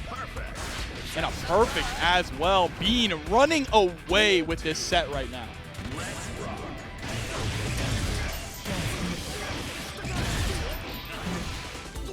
I think it's getting kind of out of control here. It does get pushed through. Got the dust. Good idea. Below. How is Bean weathering this storm at the moment? That wrist gauge is about to start blinking. Danger. Bro, he's just running up and pulling the gun repeatedly. Dende's going crazy right now. Oh my god, bro. How has he not been hit? All this damage is Chipp. It's the air throw. He actually weathered that entire storm. It scored a back throw. Everything we saw from half health down to that was Chipp damage. Actually unbelievable. Wild Assault into the super. It should be enough. Not quite still alive. Chipp supers never do a lot of damage. Stagger. Oh no. Reverse. Giving us a little bit more time. Just wait for the clone to go away. Is it just me or does it feel like the clone doesn't last as long? I gotta look at the patch notes. It feels like the clone is not quite lasting as long, but I mean, you know. Ninja. He said, go be a ninja. So, who do we have up next? Who's next? As long as Bean has one fan, I'm still on this earth. Big wins for your boy. Who do we got next, production? All right, let's see it though. Papple and Smitty. All right, Happy Chaos once again here, but up against Faust. Oh, try to go for the mix. Actually does keep it safe with the way he fades it away. That's good. All right, there's the burst immediately. Tosses out the banana peel. Oh, and finds a close slash. Good opportunities here. Really good amount of damage as we walk into the wall. It actually doesn't go for the stick. All right, 2H. Oh, it's stuck to the wall. Bro, he punches him. He's actually stuck. Right. He punches him somewhere. Okay, does the Gooba stop it? All confirms. He has to go for the burst.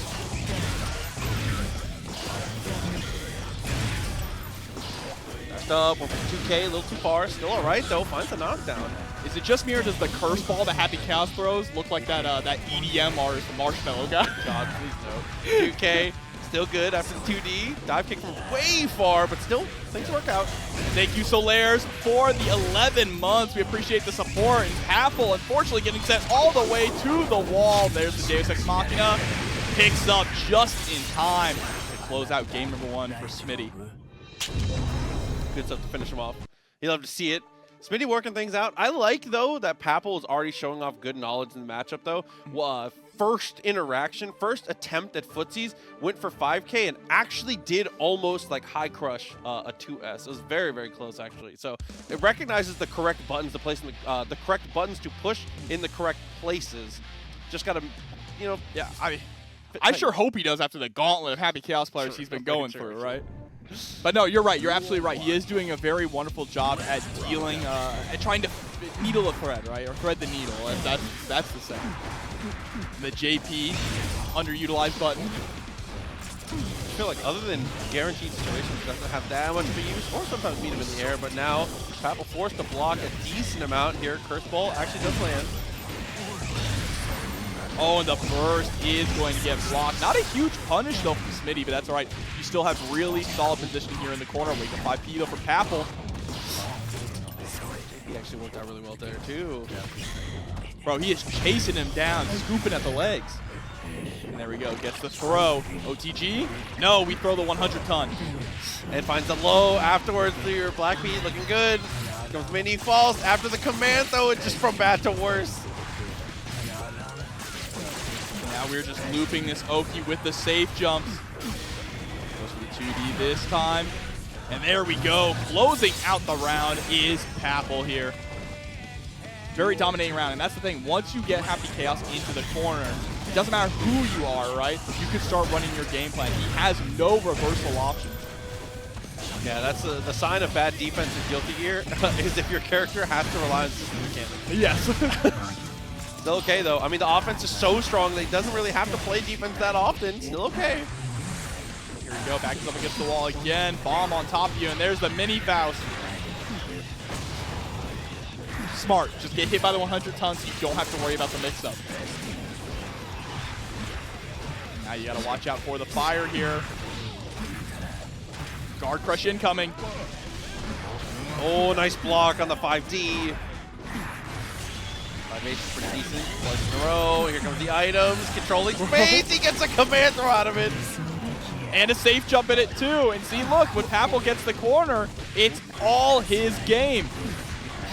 The item tosses, the RNG is so good. The banana preventing Smitty from escaping.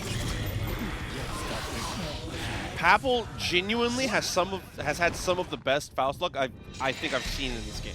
In these sets that we've seen. On stream today, the percentage of items that are good is shocking. Yeah, and he just knows how to navigate around all of them, even the ones that aren't that great, right? Well, we'll plug Twitters later. I appreciate it though. It'll be around. Don't worry. We got time for it. I'm sure production can throw something up. Damn, you are super Hollywood. He said he'll tell you. I'm not even gonna do it. That's crazy. Nice, send it again. Nice, able to get the anti-air. Good stuff. Oh, catching him with the gunshot, though. Okay. Down.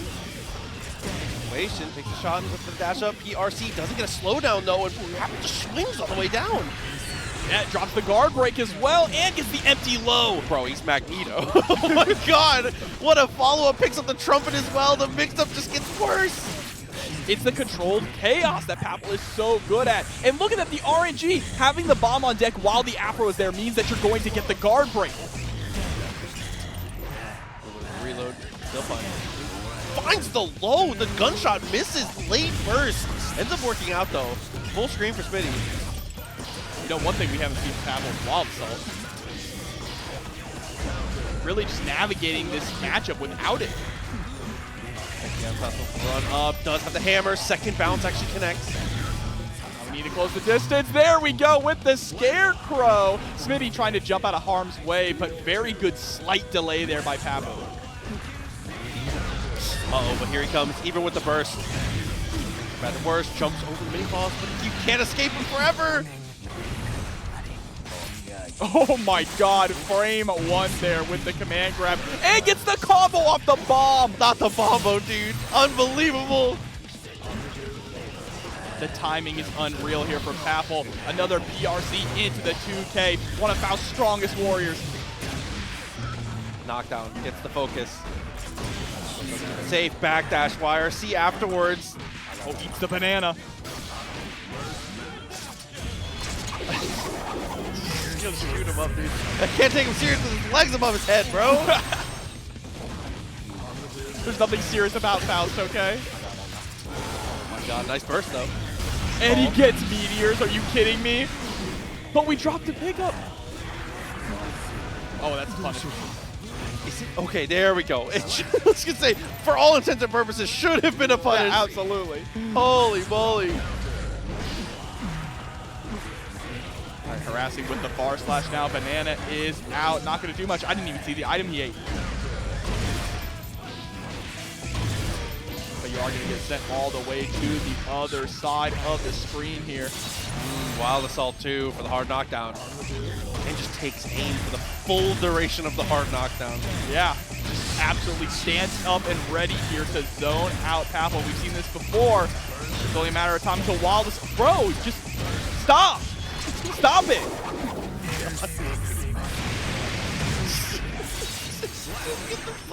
You just have to watch him shoot you.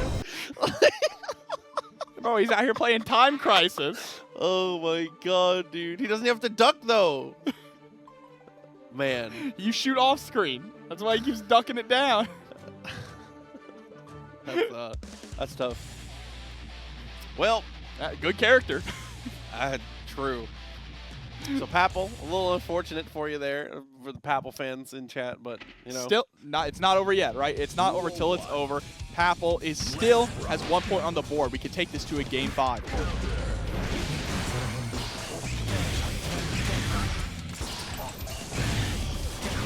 Okay, gets the tap toss. I like that. Burst does come through though.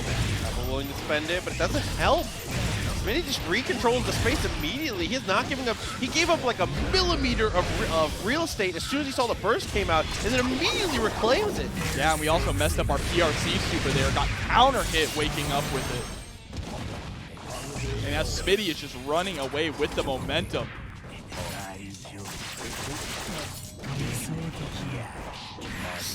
Ooh, that's a very nice jab actually. Does confirm off of it as well. Guard crush incoming. Eats the weight. Sends it. My man was flattened. Oh, there we go. Nice 2S though. I'm done with the shenanigans. Keep it away from me. He was looking like Squidward after Patrick's Actually. All right. Pressure is here in the corner. This is where Papple shines. But what a bar slash press. Pressing on both bar slash and heavy slash at the same time to have the bullet cover you. Oh, it's able to avoid the PRC. There's the demon. Faust active. Reel him on in. Super item toss. Oh, it's kind of a dud though. The only one that sticks around is Mini Faust. Yeah, the hammers only gave him one mix-up opportunity there. Is that like 3 hammers and 1 Mini Faust? But still able to close out the round. That's what it looks like. What a goofy super, dude. All right, so Papple still in this. But set point for Smitty, and Smitty does have burst on deck as well as getting the first blood. So this is going to be a big uphill battle for Papple to come back from. Wow, the push block does nothing. Oh my god. Against this character who can just shoot you? No. Bro, it doesn't matter where he is on screen. He can hit you with a bullet. What are you push blocking? And that's gonna be it. The god in the machine here. Smitty moving on in top 8 loser side with a perfect exclamation point. A statement even. Let's let our players cook. Let's let the Anji bros figure out the counterplay. So Jack versus the Bean is a story as old as time. Oh no, bro. My boy Beanstalk out here, rush him down. Not gonna work out there. 2K2D finds the hit afterwards though. But is Jack gonna be able to climb and meet the giants at the top? 6P. Nice answer there. And he's able to get the counter hit afterwards too, like 2D.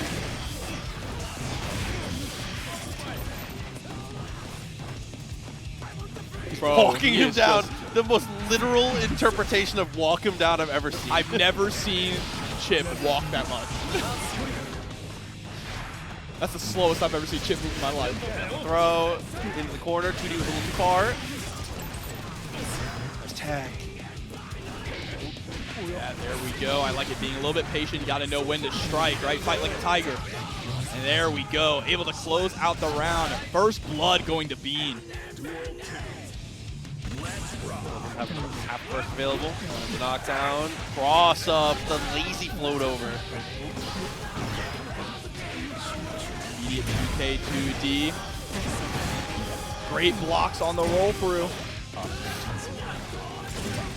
Still, even though you're able to block the roll through, you're still put into the corner, which means that Jack has an insane advantage here. Big reload 2. Okay, 2D still fine. Overhead. Way to deal with it there. Nice defense from Jack, and the trade is even better. It pushes him full screen again. Oh, stuffs the roll through this time. There's the burst. Patience with the PRC. Able to actually score a 2P. Nothing off of it, but gets the throw.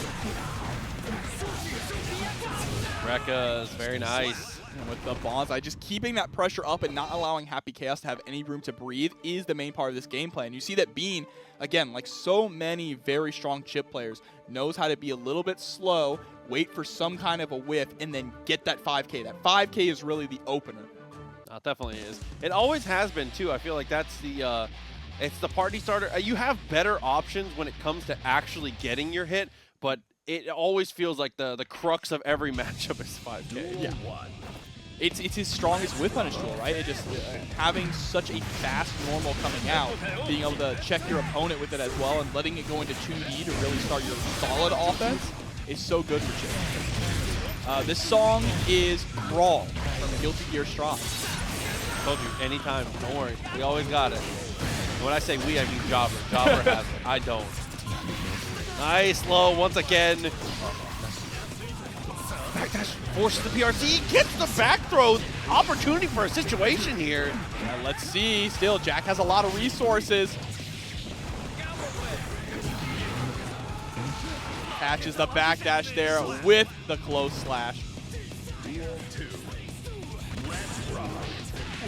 Okay. Low, same side.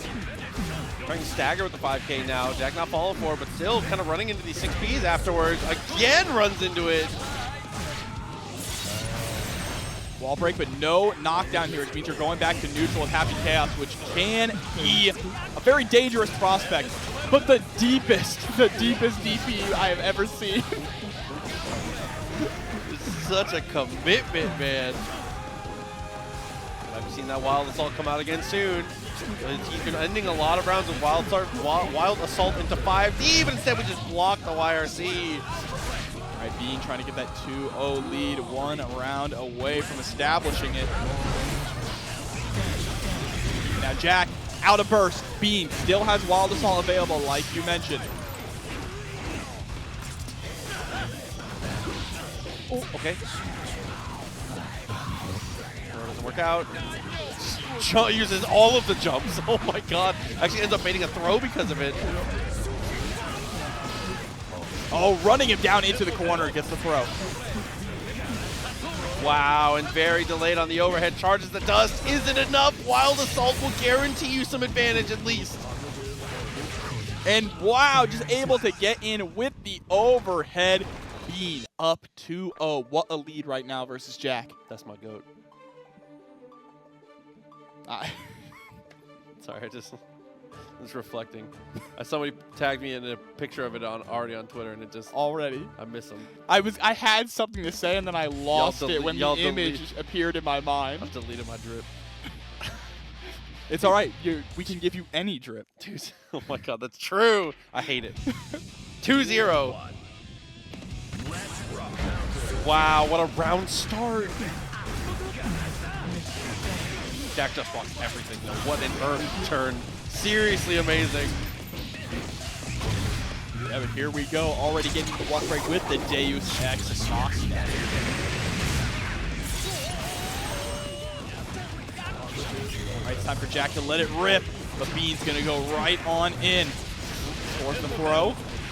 Absolutely. 50 bar. Spencer for a PRC. Tries to go for the jump, but the slow down kind of complicates things for him a little bit there. I appreciate that Bean actually, or excuse me, that Jack actually opted to go for the low upon Bean landing instead of trying to go for the anti-air.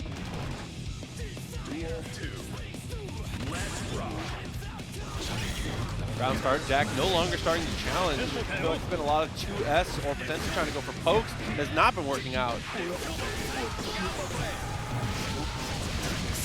OTG, yep. Things just getting so messy in the corner though. Specifically gets close enough for the slowdown.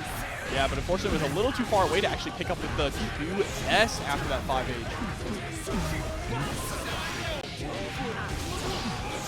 Call up again. Oh, what a challenge there, though, from Jack. Oh, okay. Yeah, scores the throw. Into the safe jump. YRC comes out. Bean with the Alpha Blade to swap sides. YRC, he just jabs afterwards. Oh, I hate Jack. You've heard of Jack versus Bean. Now get ready for James versus Bean. Okay. Oh, just stuffing the clone there with the Rekka. I like that a lot because you can follow up in the next hit of the Rekka, right? And they got kind of a crazy roll through. Good decision making.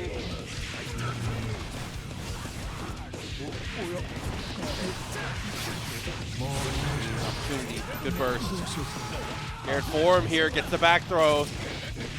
Nice backdash from Bean. Still able to maintain this. This is set point. Bean has a lot of resources. Spends the RC. Gets the command grab here. Have to watch out for the YRC coming out from Jack, but it's not going to matter. Bean closes it out 3-0 over Jack. Dude, so smart from him to make that work. Somehow is able to come up with it. Beautiful stuff for sure. That's my goat.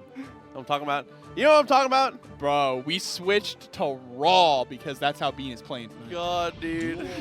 Hell yeah, I'm streaming from a dinner table, man. You're gonna mention that and not the Bean shirt? Whatever, man. Give me the match. It's Dany time. Yeah, Nubenheimer versus Dany. We're about to be full by the end of this. Bean's on the good team. Oh, man. Not going to be safe on that one. Reversal Super is going to connect. We'll take a grip out of that one here. Not quite enough to kill Dende yet, though. Well, we're sitting here talking about Beans, and this first round is already about to be over.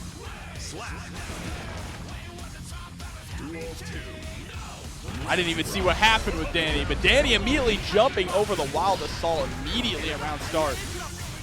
Good knockdown. Far enough away where there's no pressure to come out afterwards. Takes Age, finds the hit. Absolutely optimal. Straight into the Sacred Edge. Get that shock state on with your hard knockdown. I like that Dany opts to go for Sacred Edge in those situations.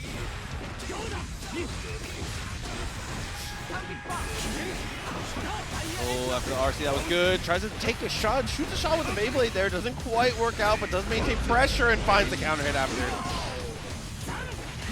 And able to catch with the far slash there, getting some of that blood back. Wild Assault coming through. Yes. There's the bite.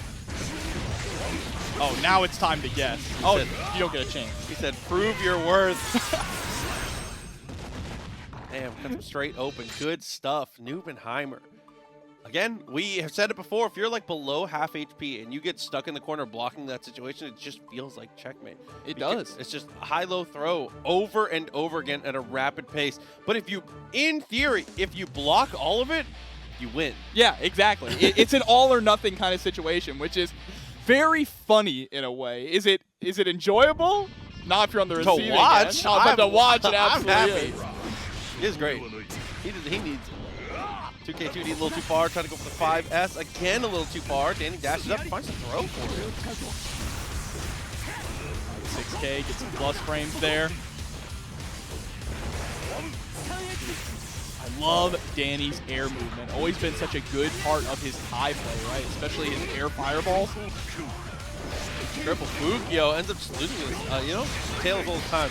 All that movement slides it to the load. Just checking with these close slash stealing turn after turn.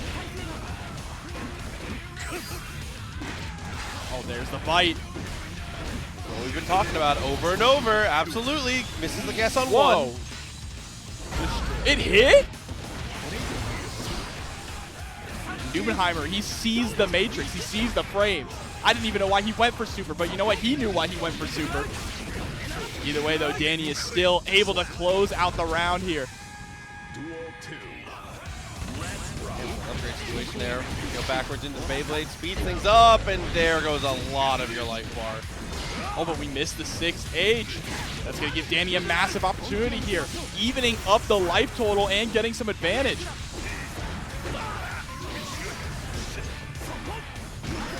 Tech, look for the jump over, good punish, and yeah, JK there. Get things better. He has the full confirm, but Beyblade beats out the heavy fireball attempt. He even backdashed to get the space in, to protect himself from that exact situation, but it wasn't far enough. Feels like it's never quite far enough against this guy.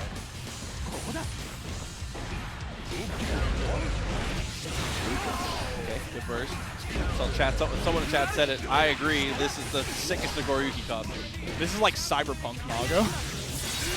The wall, 50 bar available. No burst though. Oh, nice check. Talk to the hand here and get sent to the corner. Oh no, yeah, absolutely. What a close slash!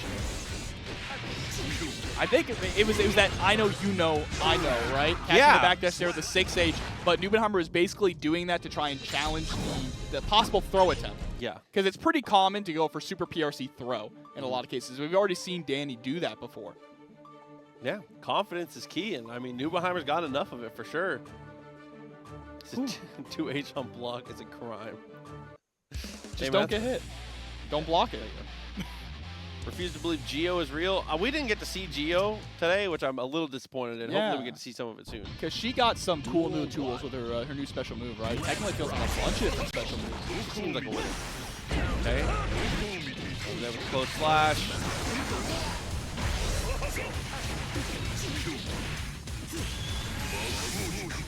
All right, here we go. Super in the corner. The 1,000-year blood war. Okay. Gonna go for the shatter. Slash afterwards. Puts him away. Finds the stun dipper. Heavy stun edge. Oh, Nubenheimer actually able to block the Wild Assault into 5D. The tap dust combo or setup that we've been seeing consistently from Dany tonight. Just put people away. Round start. On the Beyblade, actually. Closes the distance. BSU. Party time.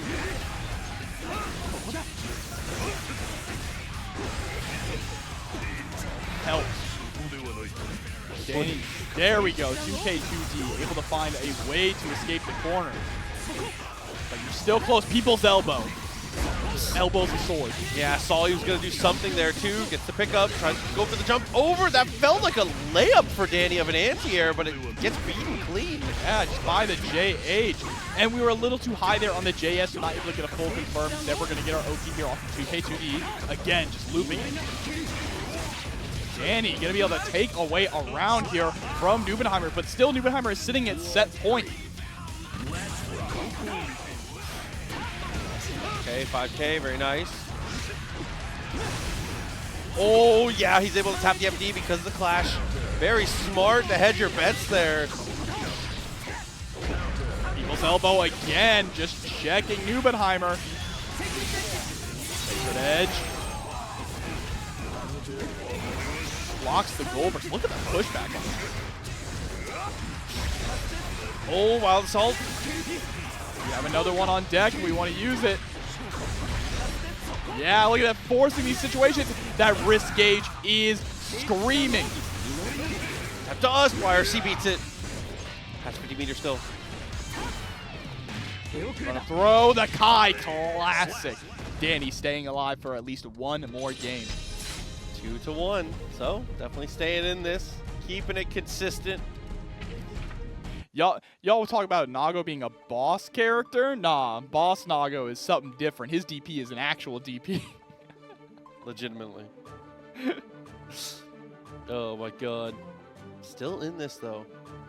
I like this matchup too. I actually think that Kai versus Nagoriyuki is not only like fun to play from either side of it, but it's just, I feel like a good way to watch and kind of gauge how the system mechanics works, because Kai has to assault him with system mechanics when he's on offense. I think every match in this game is so fun to watch, especially in this version of the game. Uh-oh. Early bite. Ooh, got greedy. Tries to go in for seconds. They're just shutting down the fireball game with your own Gamma Blade. Quick, too far. Still was able to find the close slash. Yes, you again. He's been really aggressive with Commandos this game. I mean, it's been paying off, right?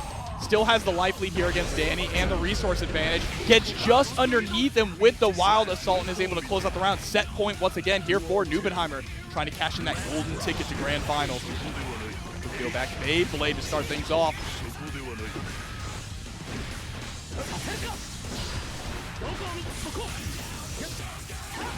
Ooh, max distance.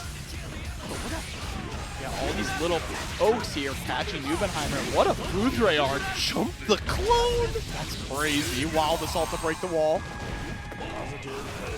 That's a 5K. Nice stagger. Very naturally staggers into a good frame trap. DP able to close out the round here. Wow, what a dominating round there from Dany. I think the best round we've seen from him so far in the set. Oh, definitely agree. Jumped the wild assault at round start as well. Away, nice chops. He gets forward. Bite again. He is like really going. Your boy's thirsty. +4 and then fakes the throw. What a shimmy. That blood gauge is starting to build up here. I like that Dany is just being so patient. For someone who's blocking so much, he sure is doing a good job avoiding the bites. Yeah. Nice tag from both players there. Oh, he was trying to bait out the burst. I like that. Wild start with 2S. Oh, that should be it. BRC, no! He gets the throw. He's going to die for it. Even with the fast RC, it still wasn't fast enough to survive. That's kind of crazy how much recovery there is on that still. But that does mean that we are going to get a Game 5 here in our winners finals. I thought he was going to go with a drift forward to get to him to try and make him block it. I think he was maybe scared of an OTG situation because Yeah, he was maybe. still in like the little bit of a tumble state off of the second hit of the DP. Yeah, and if you OTG him with it, you're still dead. Very true. Duel 1. A tough one to kind of go in depth with on the fly. 2-2 though. What a bite from this guy. Oh, where did his health bar go? I watched all of it. I feel like I didn't see. Oh, catches the backdash there with the close slash. NBNHMR again. Set point. We've said that so many times now, but somehow Dany still is able to make these comebacks. Can he do it one more time? Dany flip kick, push block, very nice. Ooh, 6P, not taking any of that. And there we go. Another one. That's what I was expecting to see earlier. This time it works out. It's the hard knockdown here. Huge for Dany. Could take this to a final game, final round. We just need to find one more touch. But so easily it can all slip away against this character. Wow, it's invincible. Oh my god. It beats it clean. Close slash. Still alive. This is bad though.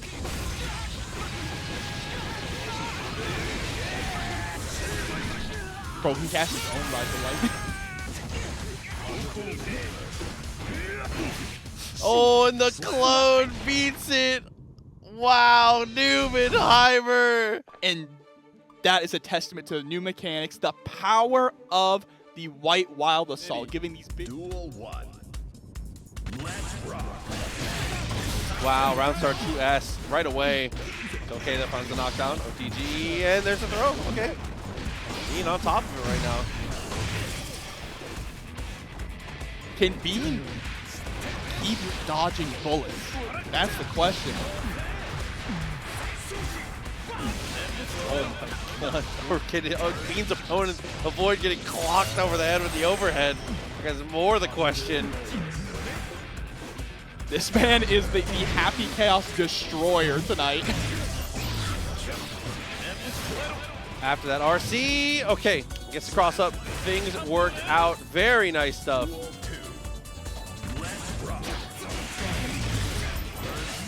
You're right, Bean came to kill Chaos. That's all he knows. Puts him to the wall, though. Big back and forth. Smitty with the low, taps the dust. Just takes aim at his corpse. Anti-air low, that felt like a KOF anti-air. I know, and able to get a full confirm off of this. Look, straight into a Deus Ex Machina. Nice to break the wall. Off the bonus, one more touch, dashes up. Cheers. You know, bad guess from me. Yeah, and a perfect coming out as well. That classic Happy Chaos B, RC, JP.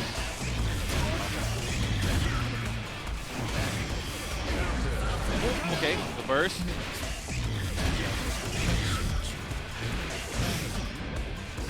Fine, cross up and get the counter hit afterwards. The touch, there goes the clone. A big aspect from that was the patience of Bean to really weather the storm until Smitty ran out of bullets, right? You don't need to get too proactive, just kind of wait and see what your opponent's going to do. And your opponent, no ammo, is absolutely just nothing he can really do here. Barring a mistake from Bean, the second you're cornered with no ammo, the round is over, just like you said. Yeah, not really much to do, like we said. No bullets for Happy Chaos, you're cooked. Against pretty much almost every character in the game just manhandles him when he has no threat of the gun. Exactly. You're locked out of his strongest option, right? Yeah. Now you actually have real frame data. You have unsafe moves. You're locked out of an entire button. You turn into an actual fighting Yeah, game. you turn into a real character. Oh my god. Duel 1. Let's rock. Ooh, hold underneath. Does it again. Same mix here. Yep, goes for the focus this time. Nice backdash there, punishing the throw attempt from Bean. Trying to find the back though was definitely big. The overhead, and then finds the low. Oh, but here we go once again, back into the grinder. First is spent, but it's not helping too much here. Bean still on the case. Into the RC, 5D. We're trying to squeeze out as much damage as possible, and the Wild Assault gets the knockdown.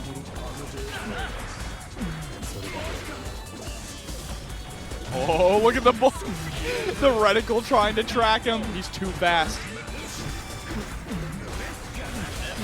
After the overhead, Smitty has pressed or been aggressive to some degree after that situation every single time. I feel like he must know something that should be coming up there, but either it's an execution error on his part or Bean is mixing up in a crazy way. Oh. That situation is turning into Smitty getting hit every single time on a counter hit. Speaking of mix-up, he was able to take the corner and push Smitty all the way to the other one. There it is, assassination. All right, Bean is just running away with this match right now, Proxy. But there we go, Goomba Stomp from Smitty, able to get out. Gonna go for the wall slump, actually. I mean, he's full burst, so no real penalty. I respect it. Are knocked down, but Bean is sitting on full resources here. And this is the part where you spend them. No burst? Wow. You had burst. But we're holding on to it for next round. Understandable. Duel 3. Let's rock. Let's see here, 2D. There's the burst coming out finally from Bean. But now you're trying to gain ground on a Happy Chaos who has a life lead and has burst as well. Okay. Blade pressure, catches the backdash there with the multi-hitting, multiple presses, I should say, on the 5K. And it goes low and confirms a super right away.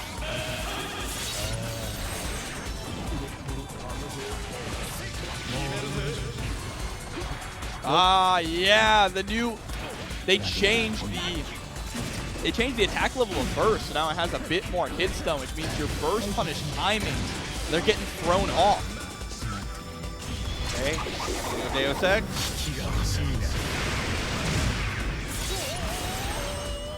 Now a pixel of life.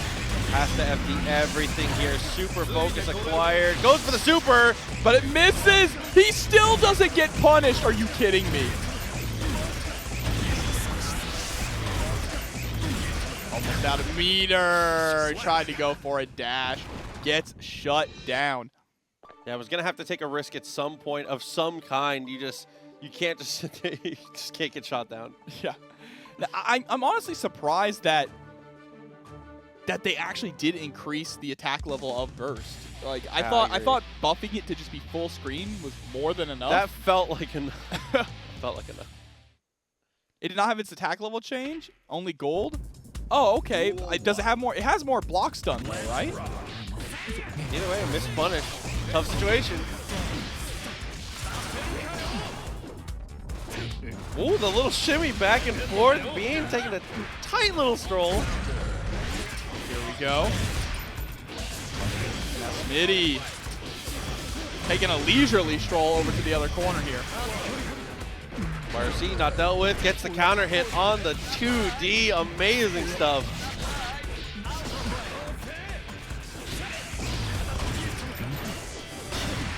Oh, and the 2D coming on out. Deus Ex, I think that's going to be enough to kill here on Chipp. Yeah, for sure. Especially because it's Chipp. Not much to do there. Does end up getting the finish.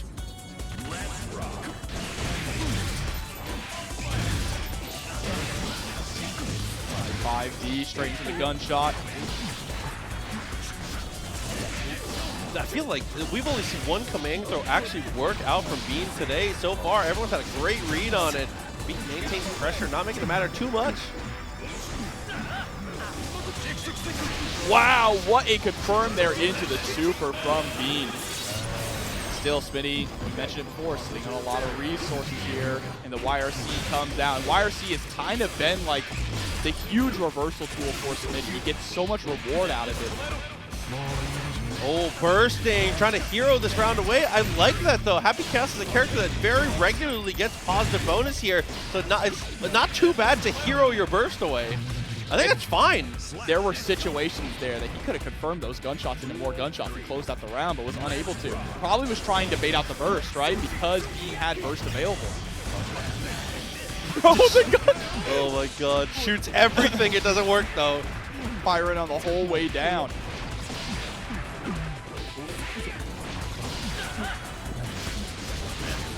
Throw into the corner, only 2 bullets left here on Smitty's side, but still able to score a 6S.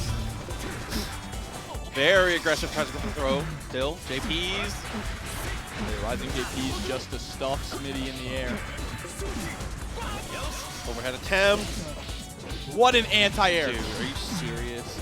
Gotta watch out for the YRC though. Side switch is good. Doesn't matter though, burst comes through. Bro, the delay after the 6S, still able to land the draw. Look at Bean's resources though. Opportunity. Go for a wild assault, dashes up, finds the hit. Delays for something. Might have to go for a wild assault to make it work. No, gets it.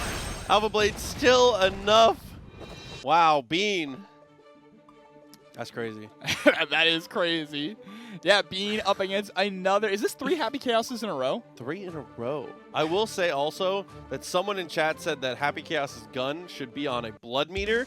I propose that if he shoots the gun too many times in too short of a period, the gun's too hot and he drops it and you have to go pick it up like Ram picks their swords up. There you go. Or what if Arxis, put me on the balance team. I'm ready. I'm right here. I think if he has low concentration, it should be able to jam. Full of ideas. The lower he gets on concentration, the higher the chance of it jamming is.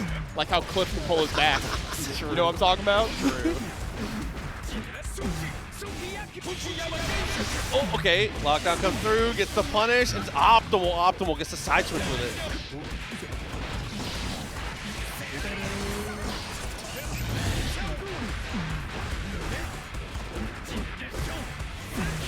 Oh, nice blocks. Ooh, this time Smitty finally blocks it here, but look at the wrist gauge, look at the life bar, just everything in shambles right now for Smitty. No opportunity to fight back once he got cornered. Duel 2. Let's rock. Wow.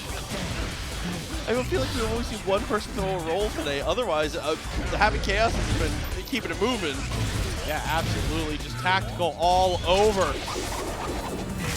Deus Ex Machina.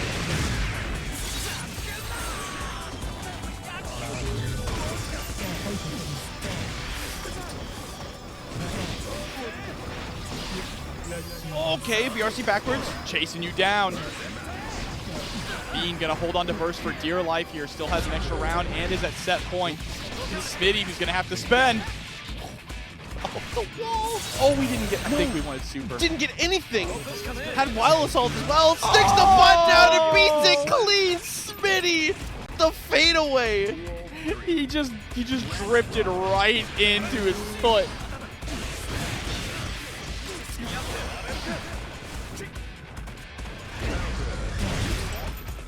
Oh no.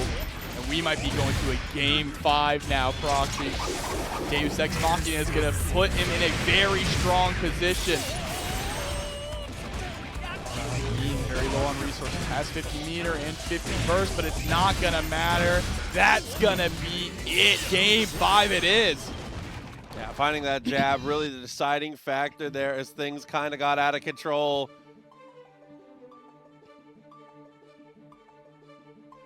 All right, chat. I wanna hear how you balance Happy Chaos. All right.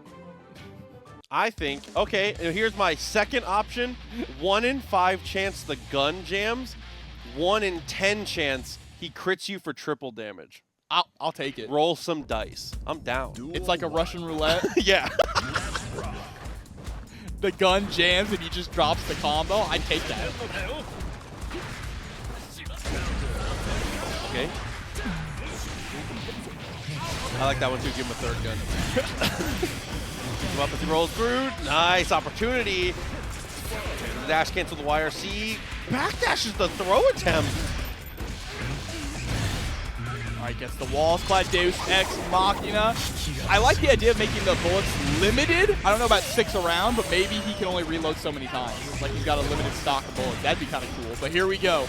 Gets a toss. Okay.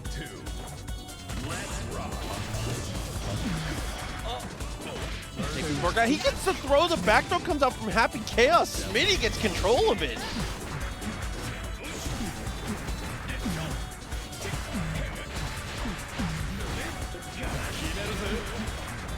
Keeping the pressure up.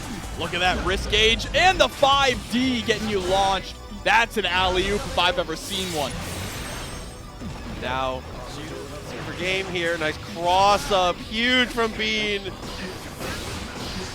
After that trade, still okay. Max meter, anti-air right away. Bean does it again. Ooh. Last round. Set point for both of these players. Burst is spent early here from Smitty, but Bean has just built Burst back. Ooh, puts him on roll. Burst is blocked, but not a huge punish.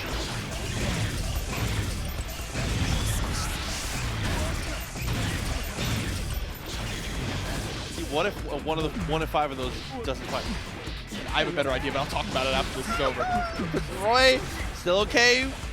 More pressure for Bean here. Crossed himself up, Smitty. That could be a round-ending decision. Oh, able to score a throw. Takes the opportunity to reload bullets. Very smart. And the backdashes, that's gonna be it. Immediately into the super. Smitty is able to take it over Bean. He fought through so many Happy Chaoses, but you can only bring a knife to a gunfight so many times until you finally get shot, all right? Great work, but, you know, we all have to continue to move forward. Good stuff, Bean. RIP. Give Dany your prayers, and you all know what I'm talking about here at TNS. We'll be all right, though. There's the throw. Smitty getting things started, gets the counter hit right away. We're going to get shot up immediately. Here comes the Deus Ex.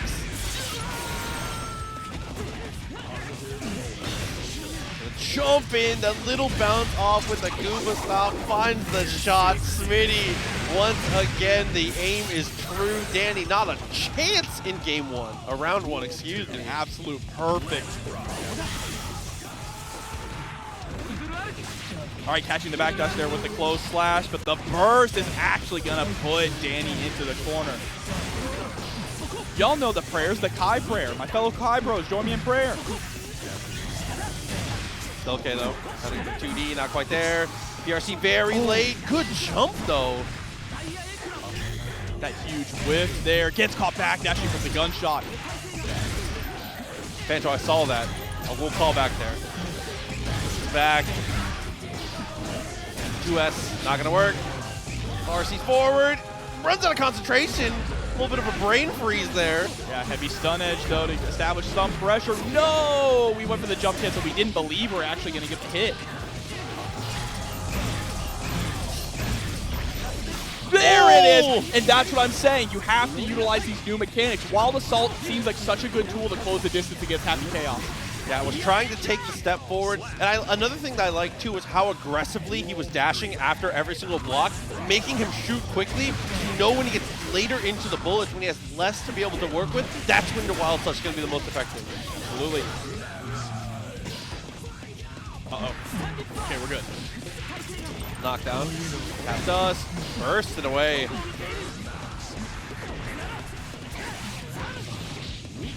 Nice to pick up there with the 2K. Baits out the burst as well. Yeah, knew things were going to work out for him there. Very good. Told you all the prayers. They power up Dany. Unfortunately, though, you talked about the prayers too much. And now, your boy's getting shot. Oh, this man's a devil. He's got the horn. Deus Ex. So let us pray. Max meter for Dany has the burst as well. Okay. Trying to go for a fancy low. Fully charged dust. No burst to save Smitty, but look at it building up because of that positive bonus. Had to spend the burst there. Tap dust too far. Guns out. Run up, throw the Kai special. Dany takes game number 1.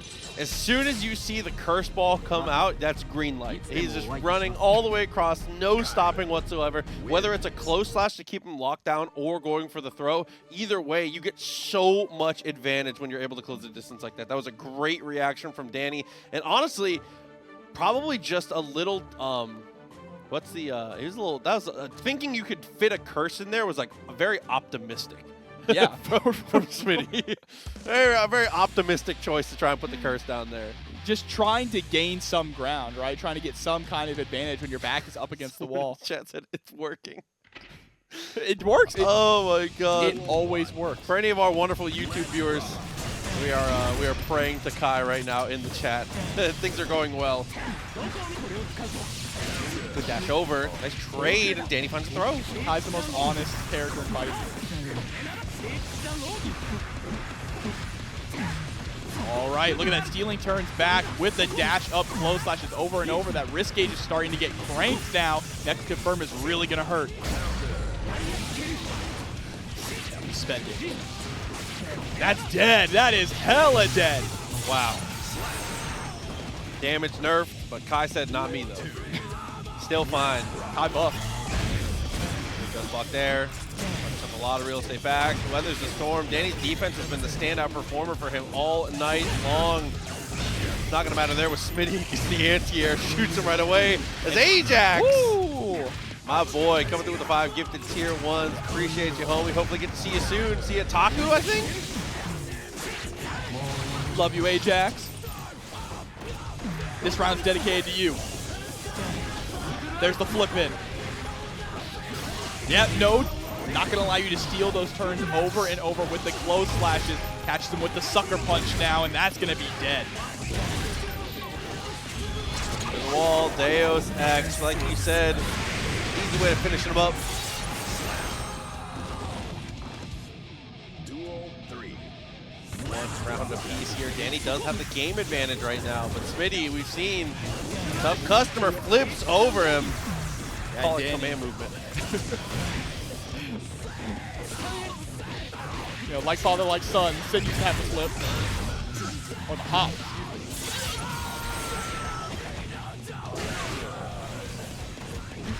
Dany with a full stick of burst here, spends it. That's a situation where you have to, right? With Smitty sitting on 100 meter, but now the burst is in Smitty's corner. That dash throw was huge. Gets a connection again. Is able to go into the optimal confirm there. Anytime you can find an anti-air close slash, the combo kind of plays itself from that point. Dash up, ride the lightning. Oh, Deus Ex. Is it enough off of this? Wow, it made it to the wall. I wasn't sure if it was going to make it to the wall, but it does. Just enough. So 1-1. It's crazy how I feel like so many games, it's either been 3-0 or game 5. That's it. I didn't think he was close enough to the wall. That was painful. That hurt. That hurt me a little bit. It's that 6S, right? The 6S sending you flying so you can go straight into the Deus Ex. It just pushes them so much further towards the corner. Duel 1. Who's cheering for Happy Chaos? Okay, we love Smitty. We love Smitty. Oh! While Assault gets beaten clean there. Goes for the reload. Decent amount of bullets back. Has to go over the focus to retool things together. Thank you, Rags was taken for the Prime sub. We appreciate you. Oh, look at people's elbow there. 6P not going to work. Big reload there as we find the 5D.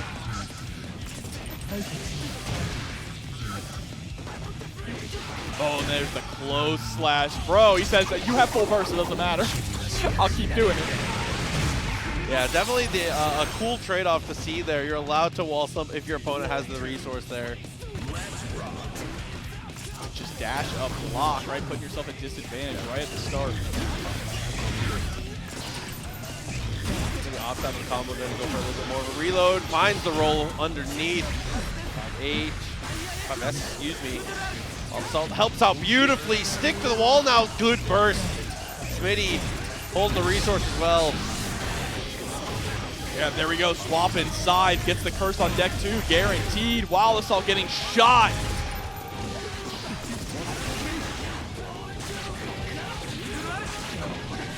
Okay. Stun edge. We don't want to break the wall just yet. We have to keep Smitty locked down, and I don't think we wanted that jump. No, absolutely not. Found a close slash, wasn't able to get anything for it. Deus Ex, no wall required. 2-1. Smitty making a case right now. Yeah, that was definitely an accidental jump, right? Probably Ride the Lightning. I think you're right. It was most likely Ride the Lightning. Yeah. All right, chat. New plan. Time to root for Happy Chaos. Maybe you can redirect the curse. Maybe y'all are cursing Dany. The curse of and you have curse of Happy Chaos. You guys got a curse of raw Happy Chaos in the other direction. There's my 2 cents for you. Give it a try. Not the curse of raw. Duel 1. There you go. 5S, not gonna work. Good confirm from Smitty. Doesn't get very much for it, but it's screen control, which a lot of times is enough. Oh, the IBFD too. Again, so consistent. Oh, got ships in the night. Finds a knockdown after the punish though. I don't know what that says in chat, but I agree. There's the throw into heavy stun edge. Okay, we're starting to get this pressure on. Stun dipper. Goes to the PRC, but you're still at advantage able to score that close slash. This is where it gets really difficult. It's closing these rounds out, right? Especially when Smitty has the resources. Okay.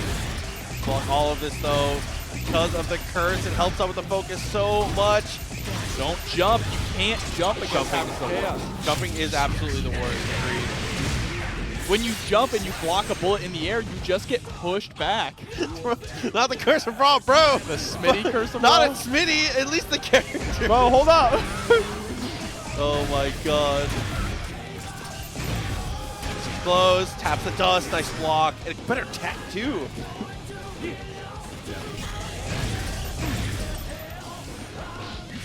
Ooh. There's the burst. This is still last chance here for Dany.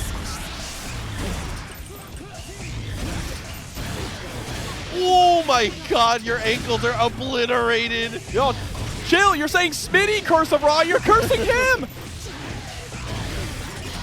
Still fine. Dashed up, YRC this time. Tries to bait the throw, Smitty just backdashes out of it.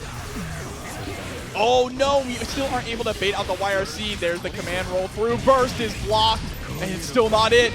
But the 2K. Again, Happy Chaos just proving to be too much to overcome here. Streaming to a Hurricane. It's not here yet. Don't worry, we're good. Thank you, Ajax. Here we go, Grand Finals. Shizu, second hit, overhead, you know, get used to it. Look at the blood gauge, though, building so high, and now already to the corner, but no real resources to use at this point. Smitty feeling comfortable, I feel like.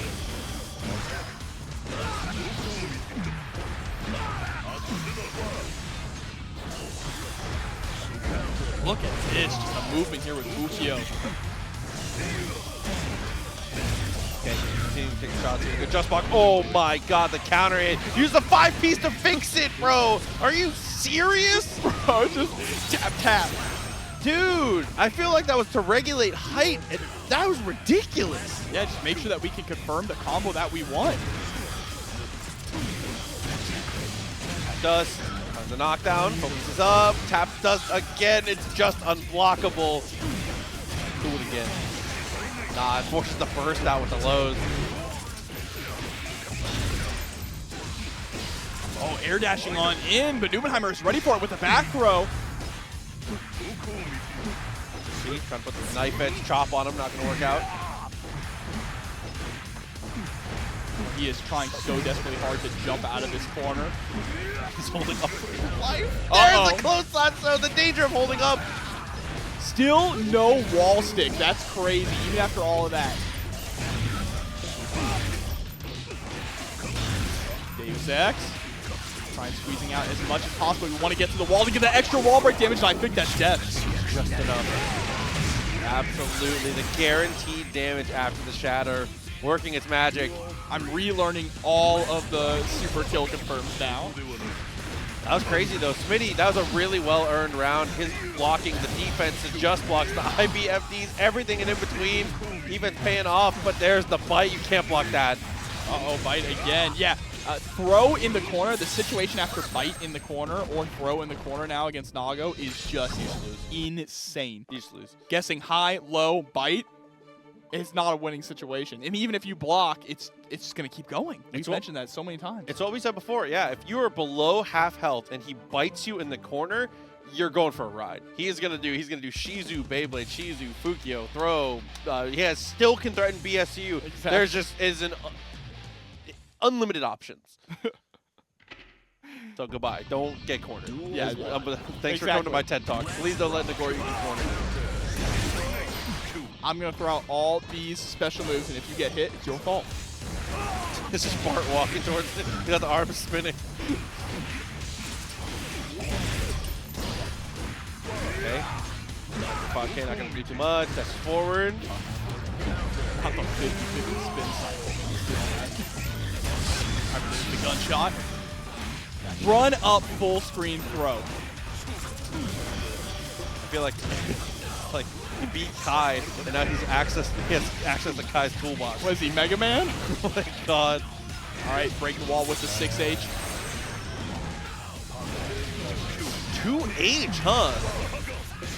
Yeah, the 2H is going to catch. There we go. Nubenheimer taking a round. Already trying to cook up a very substantial lead here against Smitty. Something out. DP, Shizu connects. Wow, perfect spacing for 2S naturally after that block string. Oh, the trade. You never want to be trading with Nago in any situation, especially in the corner. Burst finally comes out. There's the Blood Rage. With 50 bar. Bro, you're dead. That is an... Oh my god, dude, there's no way! I mean, he mismanaged. No, he's alive! Oh. Mask on. He pushed every button on the stick! He gets it with the Beyblade! Bro!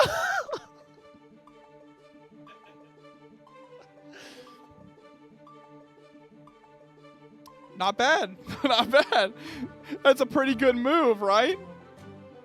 Yeah, not only is it a low, but because he recovered from Blood Rage, he had all that meter to work with, right? So why not go ham with it? Dude. No way he lives that. He's the most pixel of pixels ever, dude. I cannot believe that was not a... Sorry in advance to everyone who loses points on that one later. You're gonna be seeing that one. Jesus. Shizu first hit. Oh, really?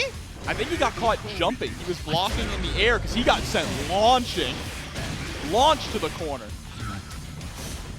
Hold over, gets the throw. I like that. Oh, there's the bite. Oh, goodbye. That's it. That's it. Block. Oh! All of a sudden, situation come up. Might have an incident. Not if Nubenheimer has anything to say about it, though. Great reversal. I mean, the frozen in fear there, right? Blocking the Beyblade and then not knowing what's coming next. Here we go, Smitty trying very hard here to fight back it out of the corner. There's the burst. Gun comes out.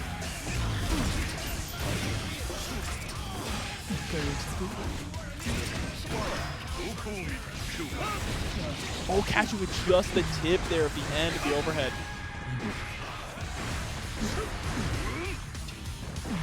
Just walking at him so slow. I've never seen Nagoriyuki walk this much. Not actually. Dude, look at the life bar. One more touch will do it. Anything will do it. The Beyblade connects Nubenheimer. Thanks to the blessing of Amaterasu, who was able to take it down 3-0. What a way to kick off the first tournament.